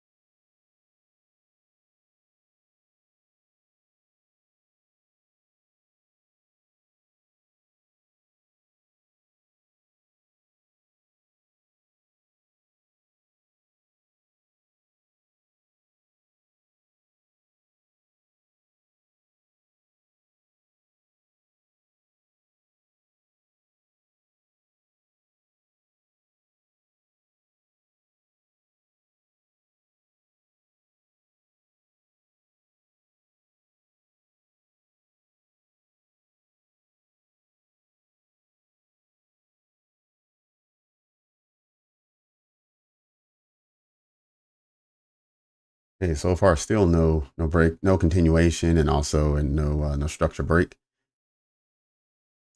So we're looking to see if we're gonna eclipse 18,024, or we're gonna break down and trade below 989.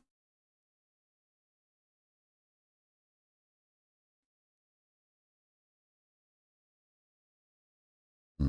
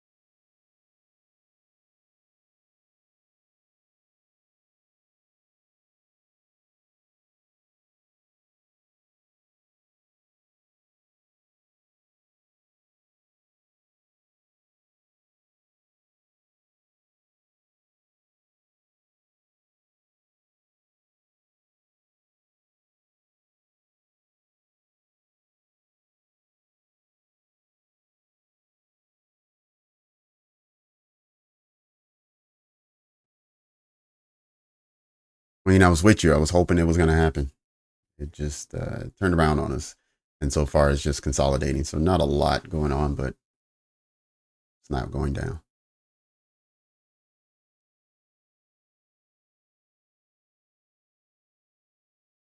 Hmm. 18,025.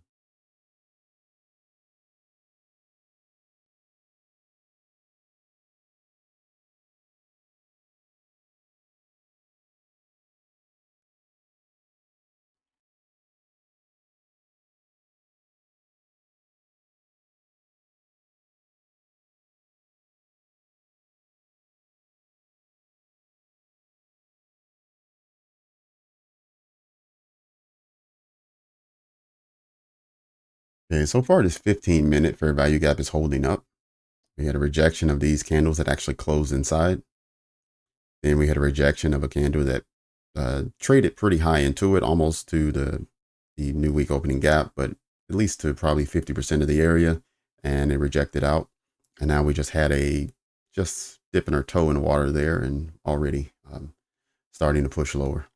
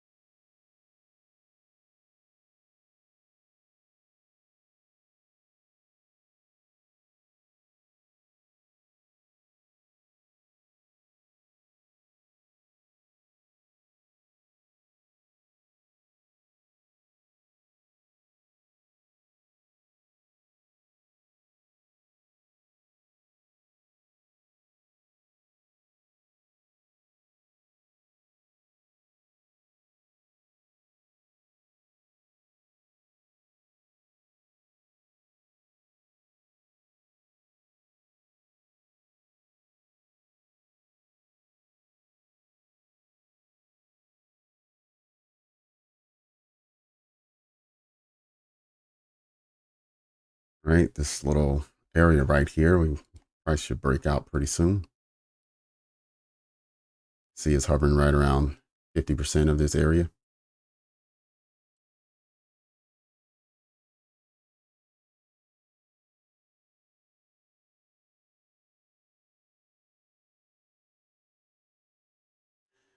All right, that was a bit of energy there. Let's see if that continues.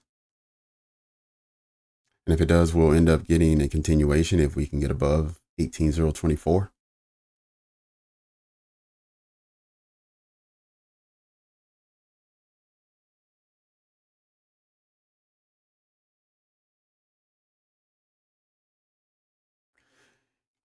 And we are also in power hour. So we're halfway through this macro period, but we are at 3 o'clock. So we have a final hour of trading for the week. Good luck to everyone who's looking for opportunities.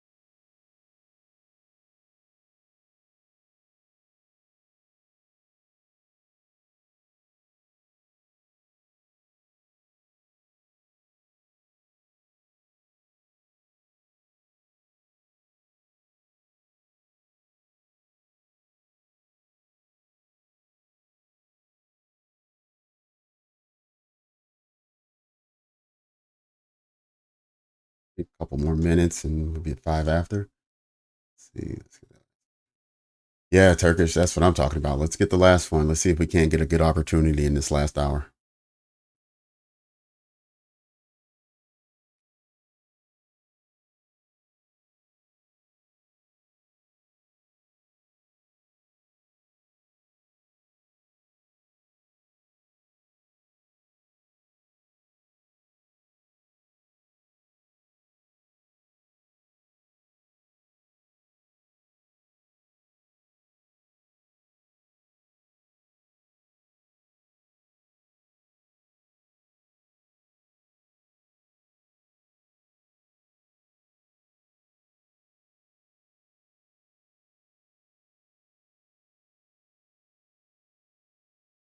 Okay, this next candle. Let's see what the next candle brings us. This one is getting ready to close, and we got one more. I want to see if it stays in the same little range like all the others, or if it's going to actually move somewhere.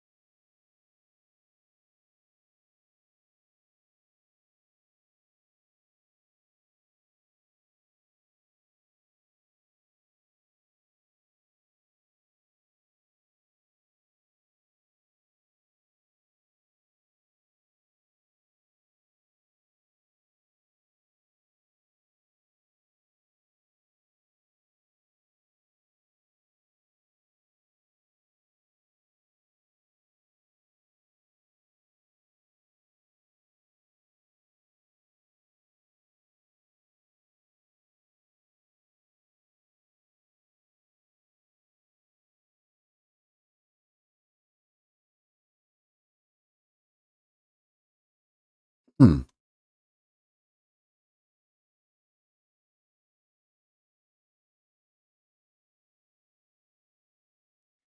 Haven't really got a lot from price in the last hour and some change.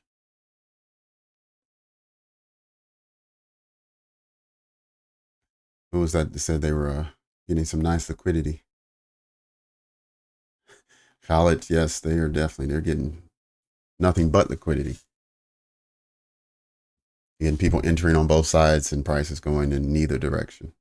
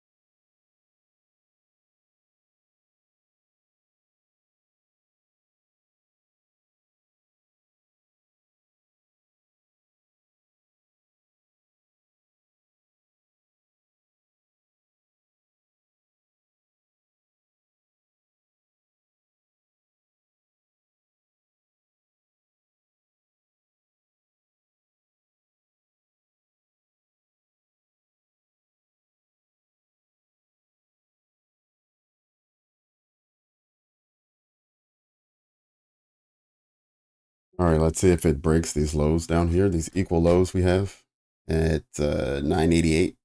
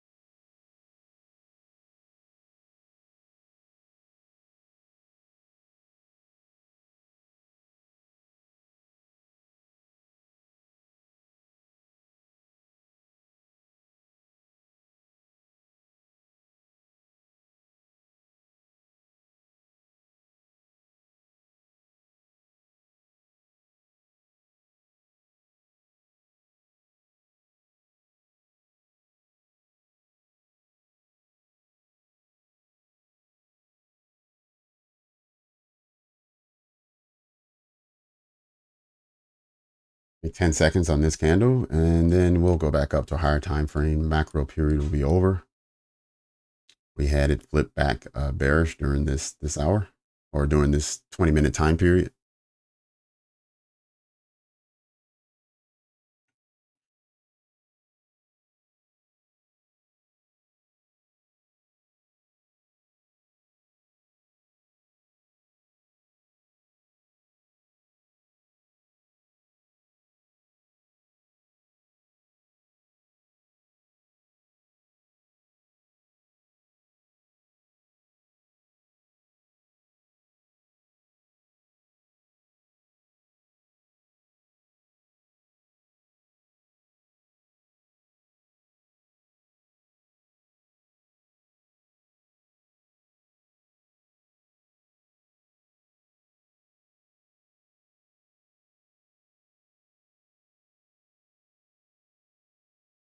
Right now we're looking at, remember we had the TGIF this morning. It ran to 20% and to 25%.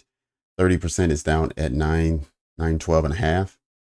And then we still have the New York low, which is the only remaining session high and low that hasn't been taken, which is at 863.75. Yes, we haven't taken the lunch high as well. But I wouldn't consider that one of our big sessions that we want to make sure that liquidities pull from.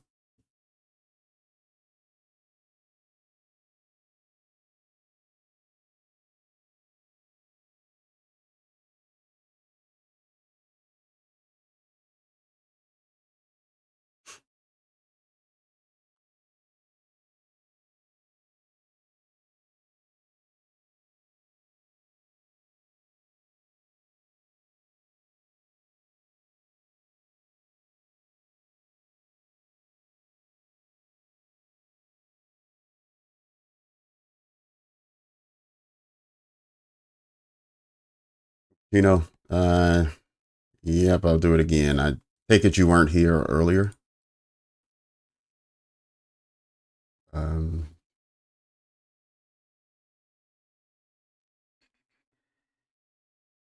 we'll do it here. You just go into your weekly, your weekly time frame, and you want to grab.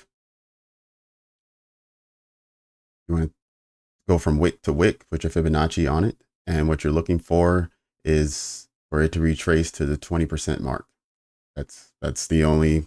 That's really all you're looking for, is when you start to see it retrace, and you're looking for a target setting for the TGIF setup is at 20%. Further than that, it can go to 25 or 30. And so you can have all of those set up as targets, but you want to make sure that you get majority of your trade off at 20. You can go back and you should actually go back and back test this to see how it works. But 20% seems to be the most likely place for it to settle. As I mentioned already today, we've already retraced at 25% this morning before buying back up a little bit, but we haven't made a new high or anything. So there was no need to adjust the values, but that's how you do it. You just take your weekly candle, you make sure that you've had pretty much one direction and you're close to the extreme, and then you plan on the retracement. Now it's not guaranteed, but if it retraces, then you want to look for it to go to anywhere from 20 to 30%, with 20% being the highest percentage.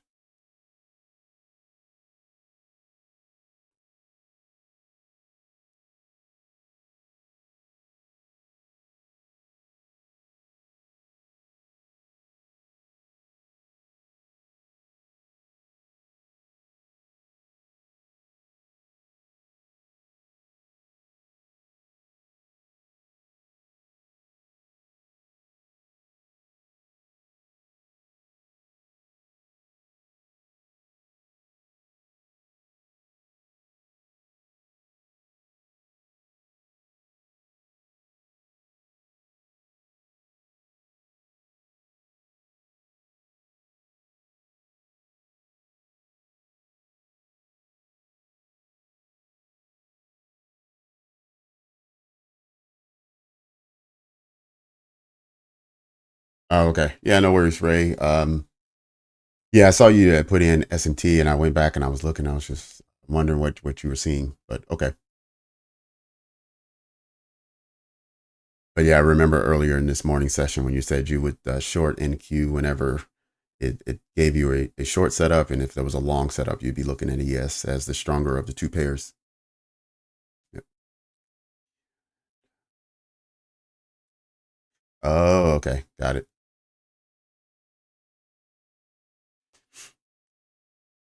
150. All right, so here.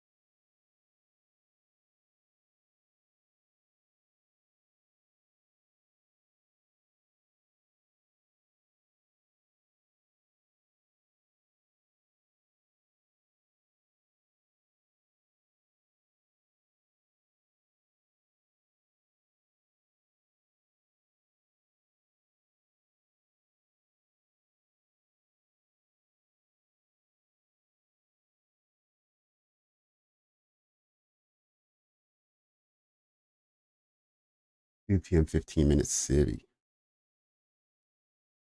So here, yeah,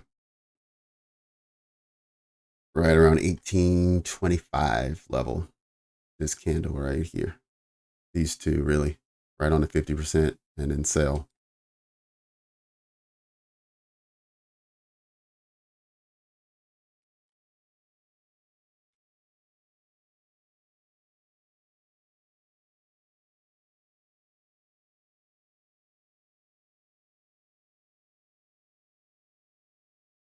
is this?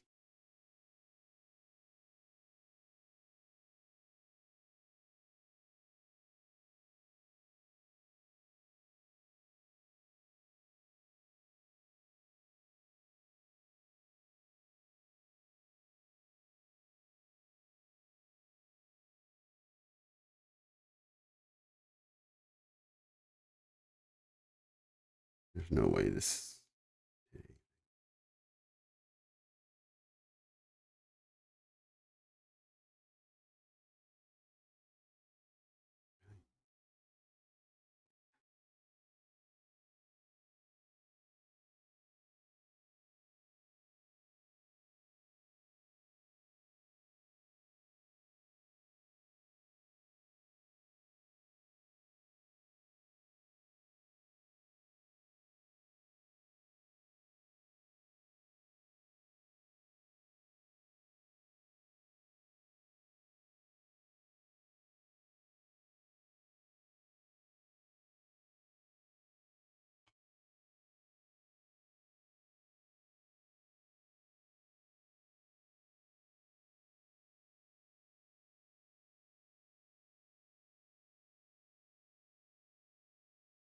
All right, let's see if we continue to get a failure here and we get a retest of this swing low down here. Matter of fact, let me get back up to the 5-minute. There we go. We have equal lows.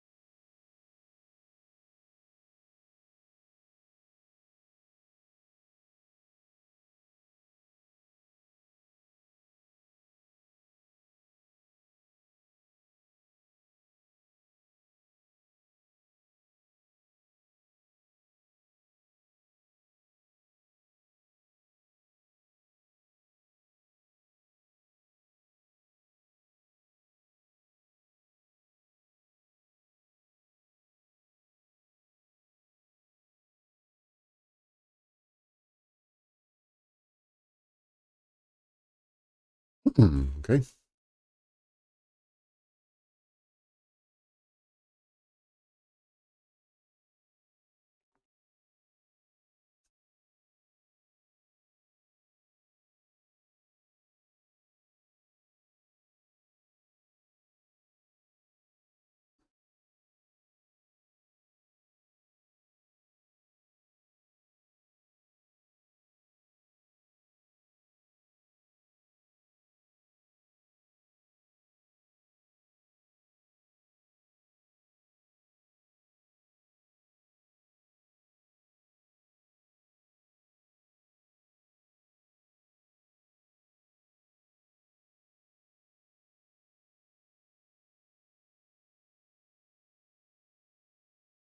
Go down to check out another price. Okay, now I'm back to the 5. All right, let me just look at the others.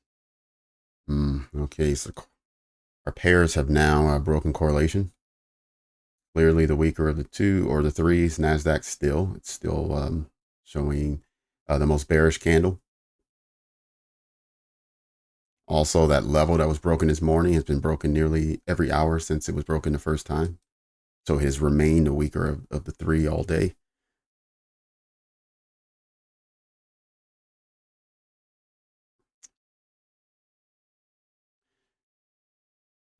Dow is showing some strength a little bit, and also the dollar is picking back up. See, I thought the dollar would hit here and we would have crashed last hour, but we didn't. It held strong, and now this hour is not retracing just yet. I mean, it's still another 35 minutes in the hour, so there's plenty of time for it to maybe hit half of this wick and reject and then fall back down. But until it does it, I'm not going to believe that it will.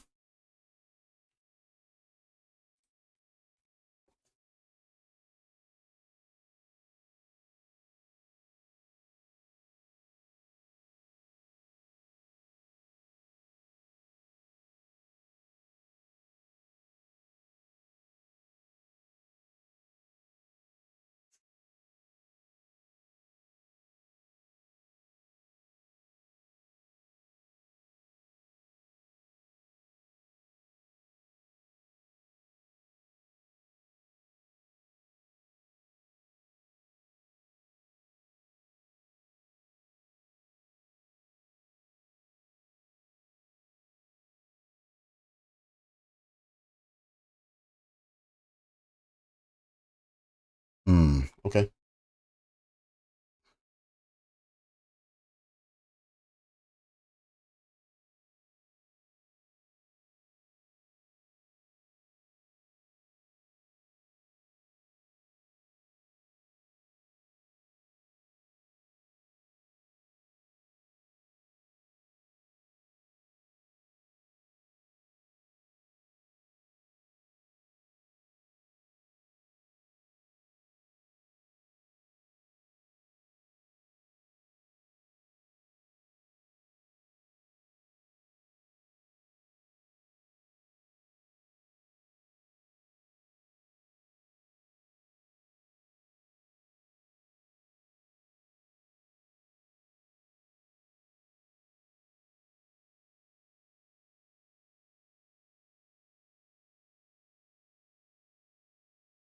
And it feels like the calm before the storm now. Everything is slowing down, and we're just waiting to see what's going to happen next.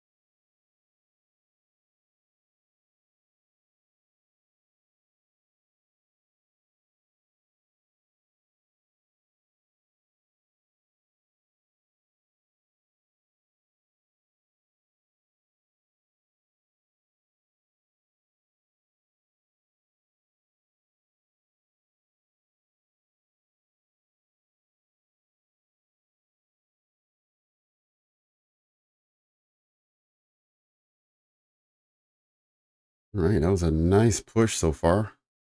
Another 2 minutes on this candle, and hopefully it doesn't retrace all the way back up, but it's Friday afternoon, so you never know.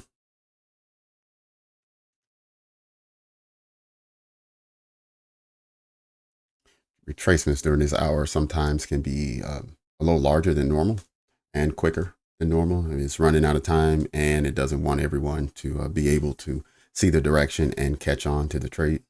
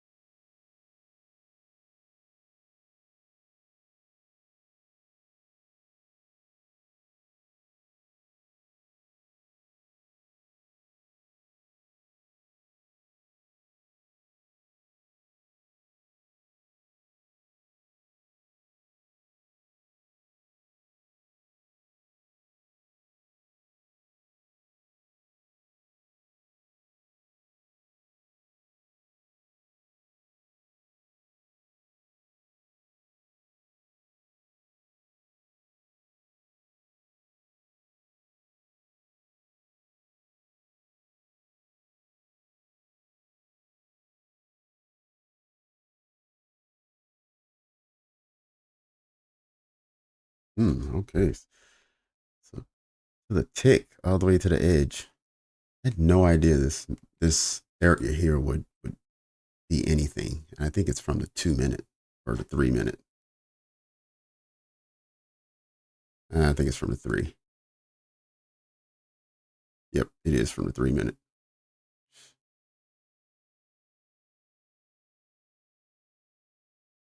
This breaker from the low of this morning at about 11:12.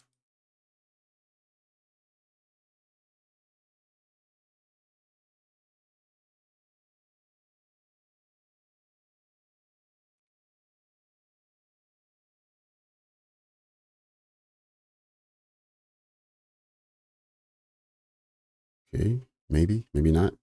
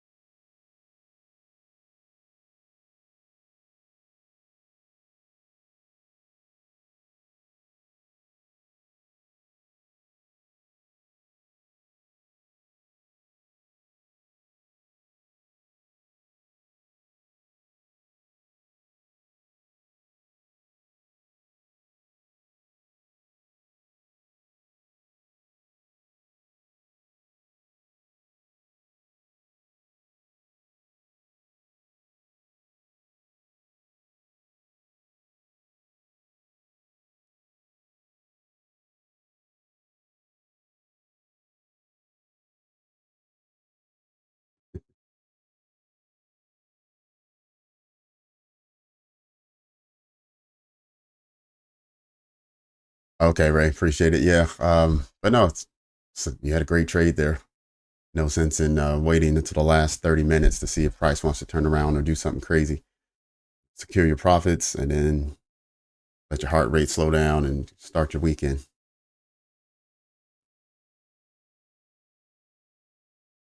8:44. Okay.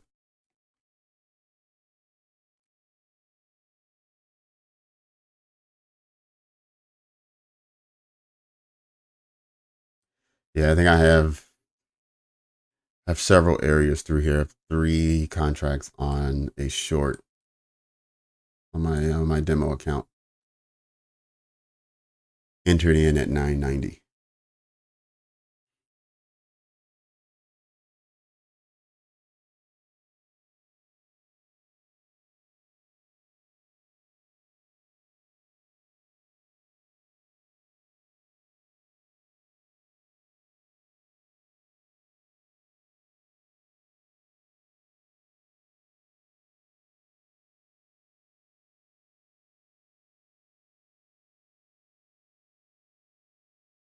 All right, these candle bodies, interesting. The candle bodies are sitting at 50%, even though we have a couple wicks below. Let's see if maybe we have reached our low for the afternoon.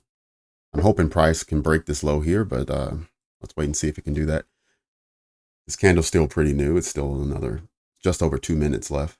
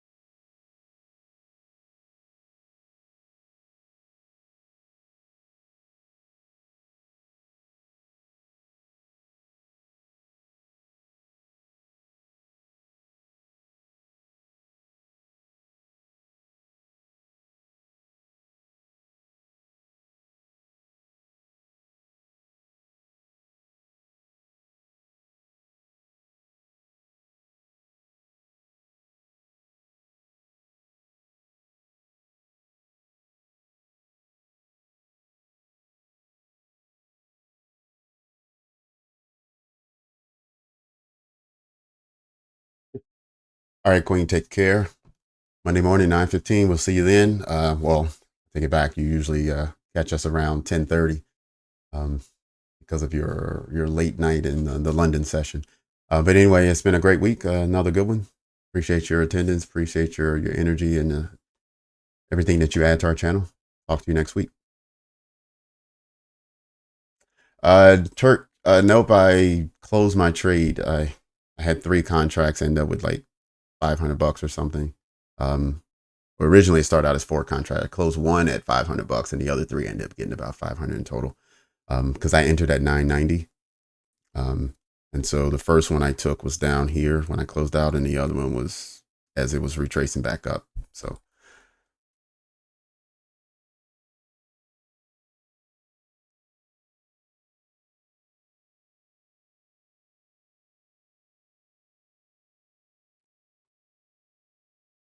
but I was earlier, I was waiting for these equal lows to be taken, and it happened. But now it looks like price is retracing. We had a fair value gap here. It's already retraced above.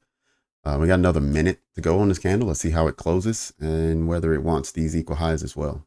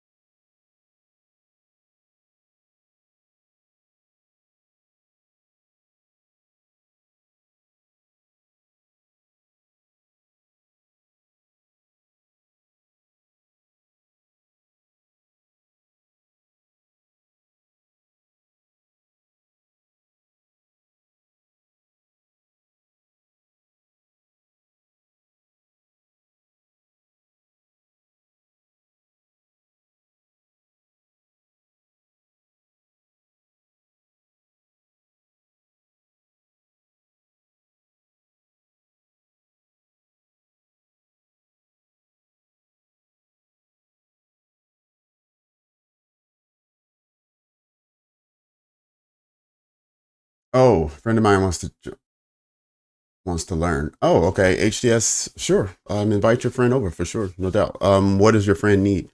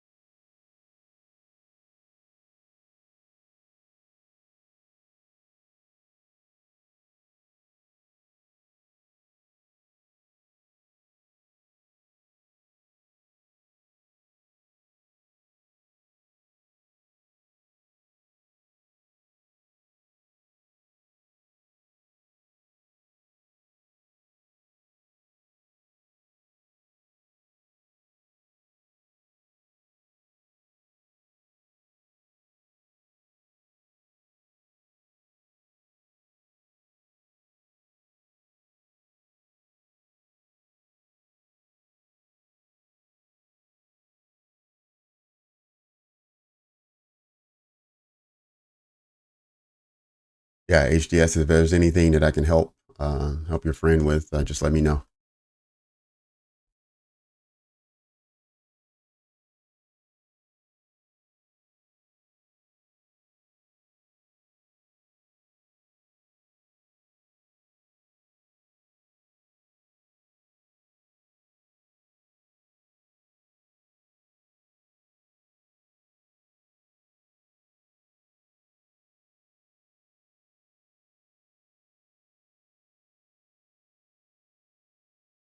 I wonder if we're getting some kind of market maker buy model here on these lower time frames, either on the 3 or even potentially on the 5 minute.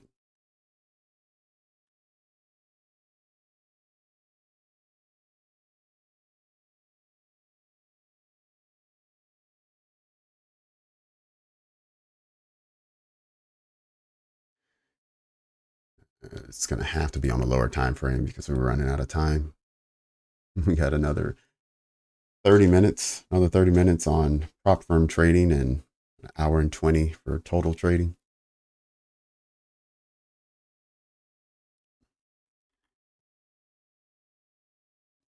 Here we go. Maybe on the 2 minute it can make it.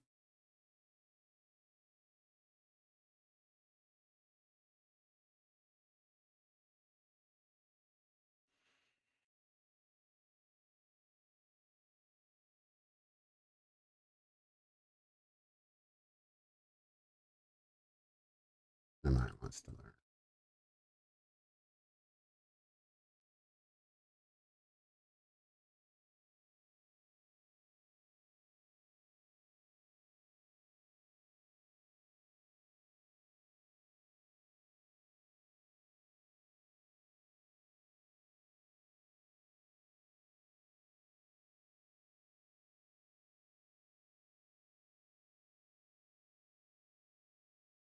All right, so I found a 5 minute breaker. I'm not sure if it's going to hold or not, but it was only because this area here seems to be holding and pushing out. We had a candle here with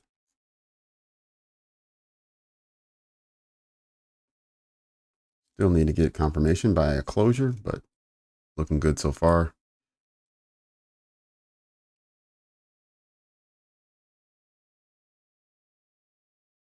Actually, I take that back. It's on the 3 minute, 3 minute. Same size, same fair value gap, but we did get the closure.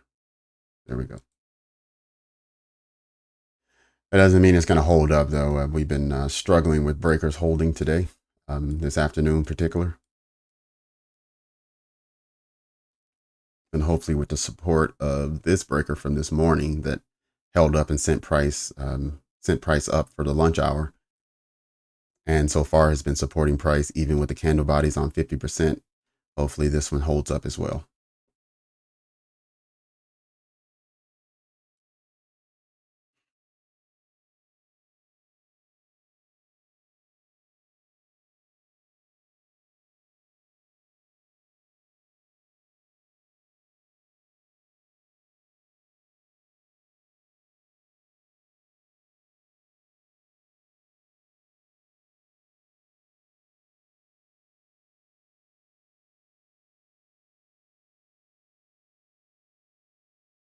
Oh, down here? Oh, possibly. I haven't heard anyone talking about longs, but I'm sure somebody's in on a long.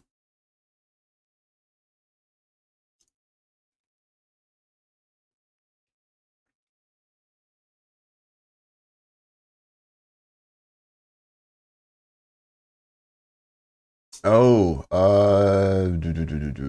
Hmm.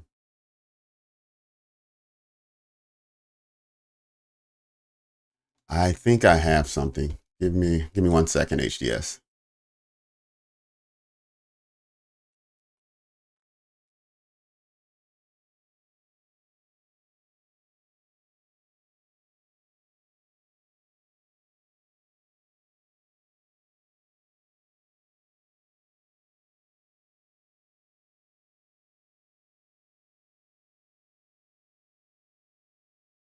Oh, nice wick off the fair value gap. Look at that.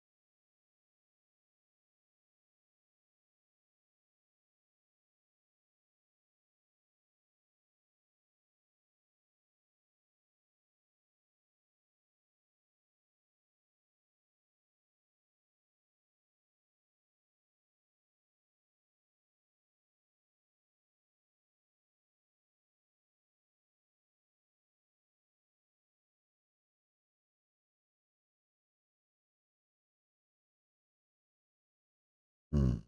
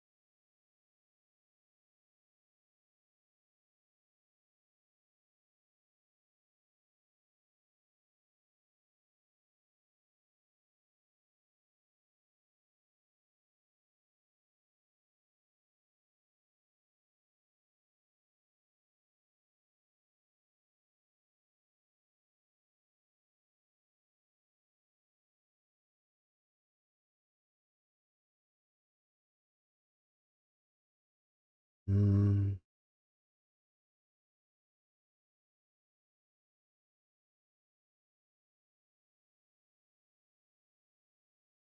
okay. Let's see if I can find a better one.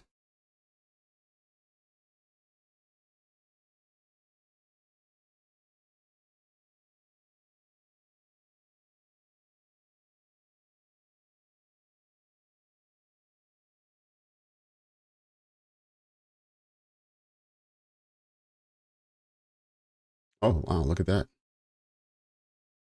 Didn't see price was finally moving in a good direction.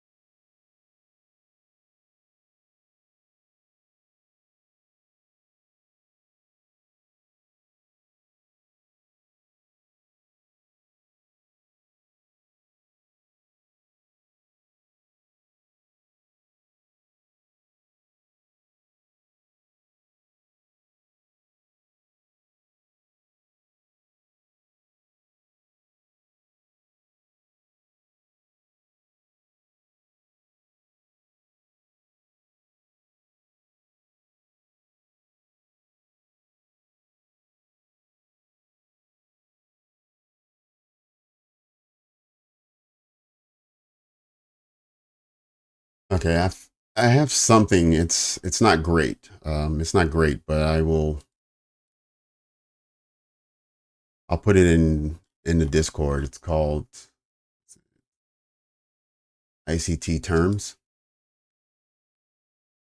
and so you can go and download it for your friend.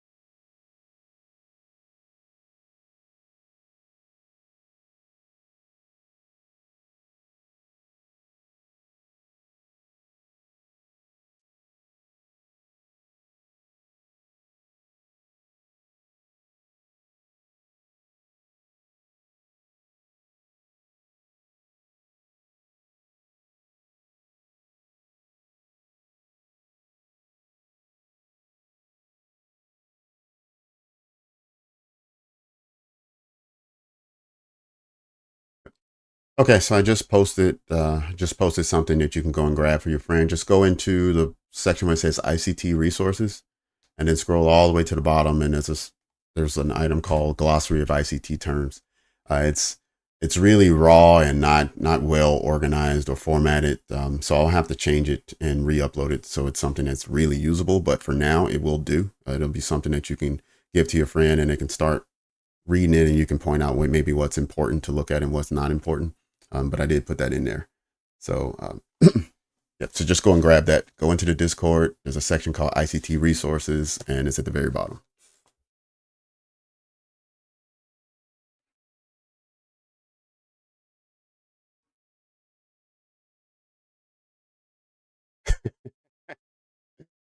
You're right, Ray. We've tapped into that 6 different hours today, with the first one being at 4 o'clock this morning. And it's twice gotten traded all the way through to some lower level. And before the hour is over, it fully recovers and closes above the BISI. So, yeah, that if it ends like this, my guess is there's really no reason to go below if it continues to be that strong. I mean, anything's possible heading into next week, but as we close off today, that level looks to be holding. And as I say that, price starts to break down back into the BISI.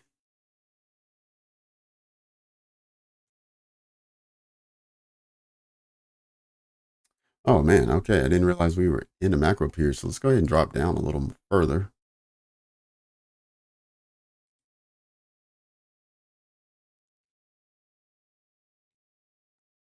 We're clearly not expecting any expansion or anything right now. It's a bit late for all that. We're 5 minutes before the end of the hour, and there's another 10 minutes that prop firms can trade after that. It's only people with their own money and swing traders who are holding over the weekend.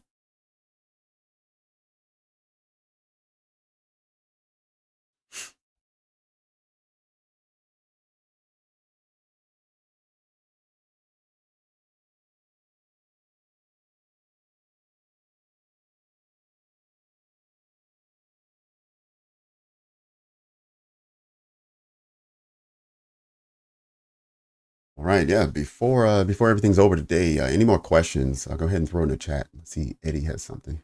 All right, Robin, take care. Sorry I missed your farewell. 11:12 on a 1 minute charted breaker. Could that be where price reversed? 11:12 at 1 minute.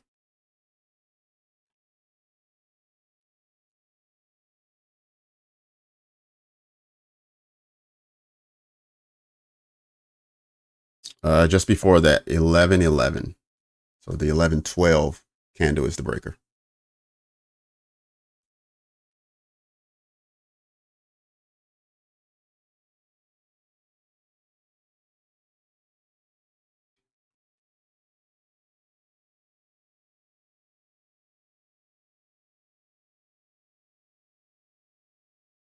Discord is free, Eddie. The link is in the description.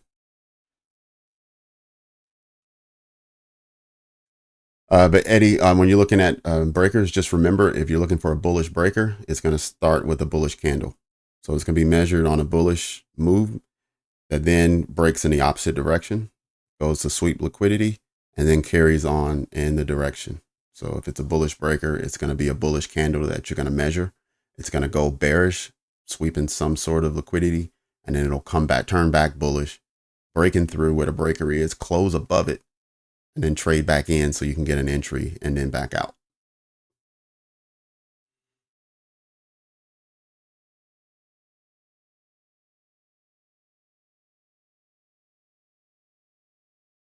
If the only time frame available was 1 minute, yeah. Time is fractal, so you could use any time frame. In fact, this right here, I took it on the 3 minute. The thing is, the 3 minute was a combination of, let's see, probably these 3 candles. So this white one plus these 2 black ones, right? But you can see it's, if you just did it on the 1 minute, the range would change just slightly. This would move up, so it move up a quarter of a point or something, but not much. And it's the exact same. Traded below, closed, traded back above, closed, traded back in to 50% and out.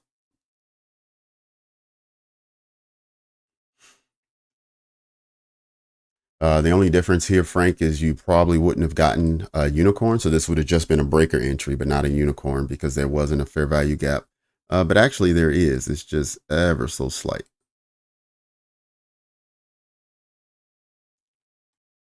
Right? It's only a tick. So it's not a lot, not something you can really use, but it was there.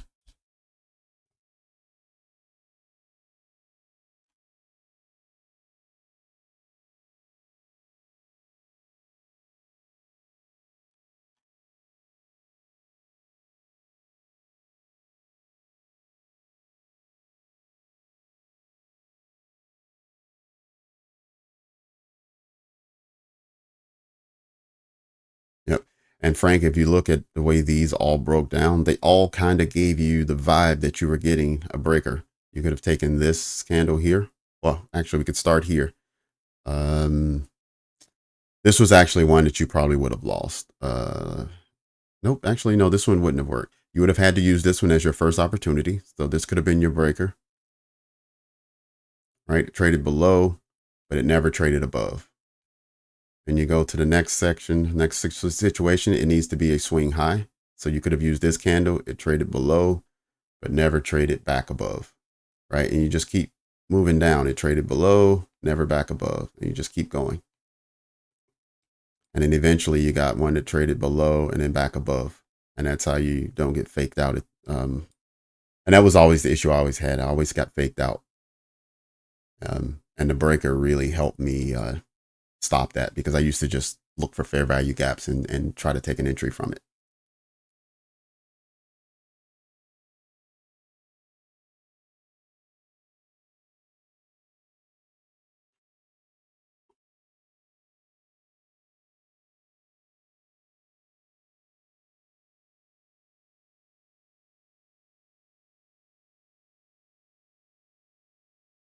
Yeah, yeah, Eddie, bullish candle. So it just depends on how you're framing it. If you're looking for a bullish breaker, then you're looking to start with a bullish candle.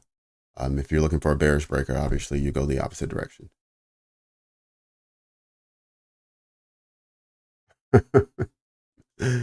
Possibly. Let's see. Let's go back in. Let's see, where was that at? It was right here. So it's 969 and a half to 969 and 3/4.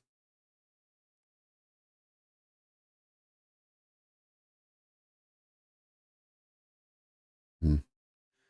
Okay, well, it didn't, yeah, it didn't really hold over here or do anything.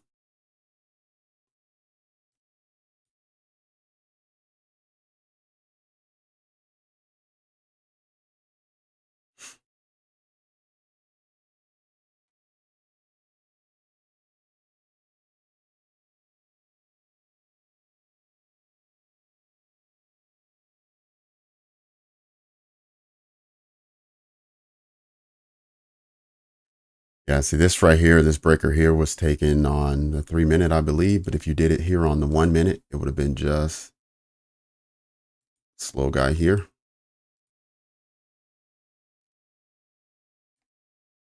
Let me just make this orange to make it easy to see. All right, you got to close above, trade it back in and out. It's a smaller move, but still same thing. So it works on all time frames. You just have to practice it to know what you can expect as far as take profit levels.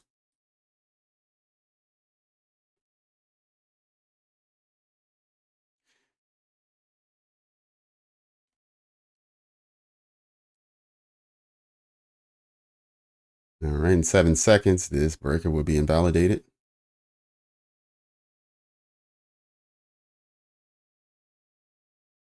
Yeah, it gave 17 points or so, so it didn't really do a whole lot.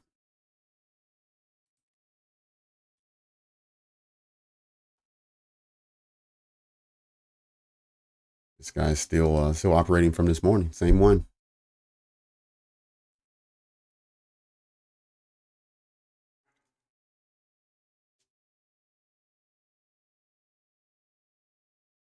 All right, Ray, man, good. Appreciate having you here.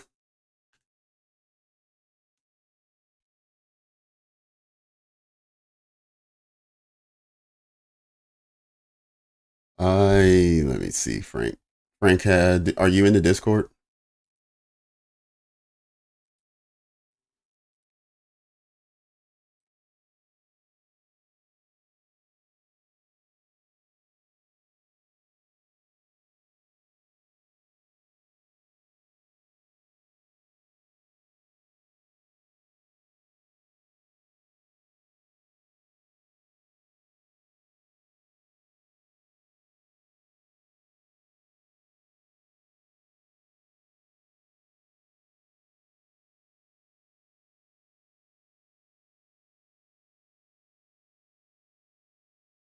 All right, Frank. Yes. So, Frank, if you go into the section that says Trading Library, you'll find several videos in there. And the ones I want you to focus on are, as you scroll down, I want you to look at the one that says Breaker Block Simplified. It's by an educator named T Trades.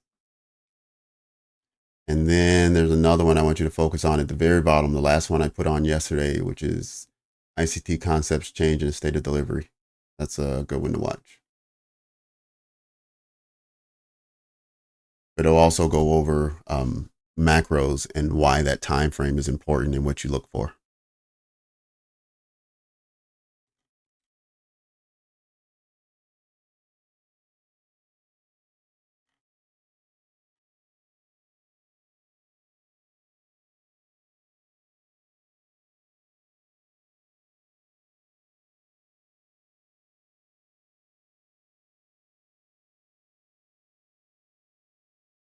Brother Free, awesome, man. That's dope. Wow, 250K in one day. That's amazing. All right, everyone, that's our time for the week. That's our session for this afternoon. Once again, you guys have been amazing. Thank you for joining. Thanks for being here. Hit that like on your way out. Subscribe if you haven't already. Make sure you get invitations. As I mentioned, next week I'll be on vacation Tuesday through Friday. I'll be back the following Monday for our regular sessions. So look out for those invitations. I will be here on Monday of this coming week. So we still have 2 more sessions together before I leave. But that concludes our week. So thanks, everyone. Cheers to the next time. I'll see you.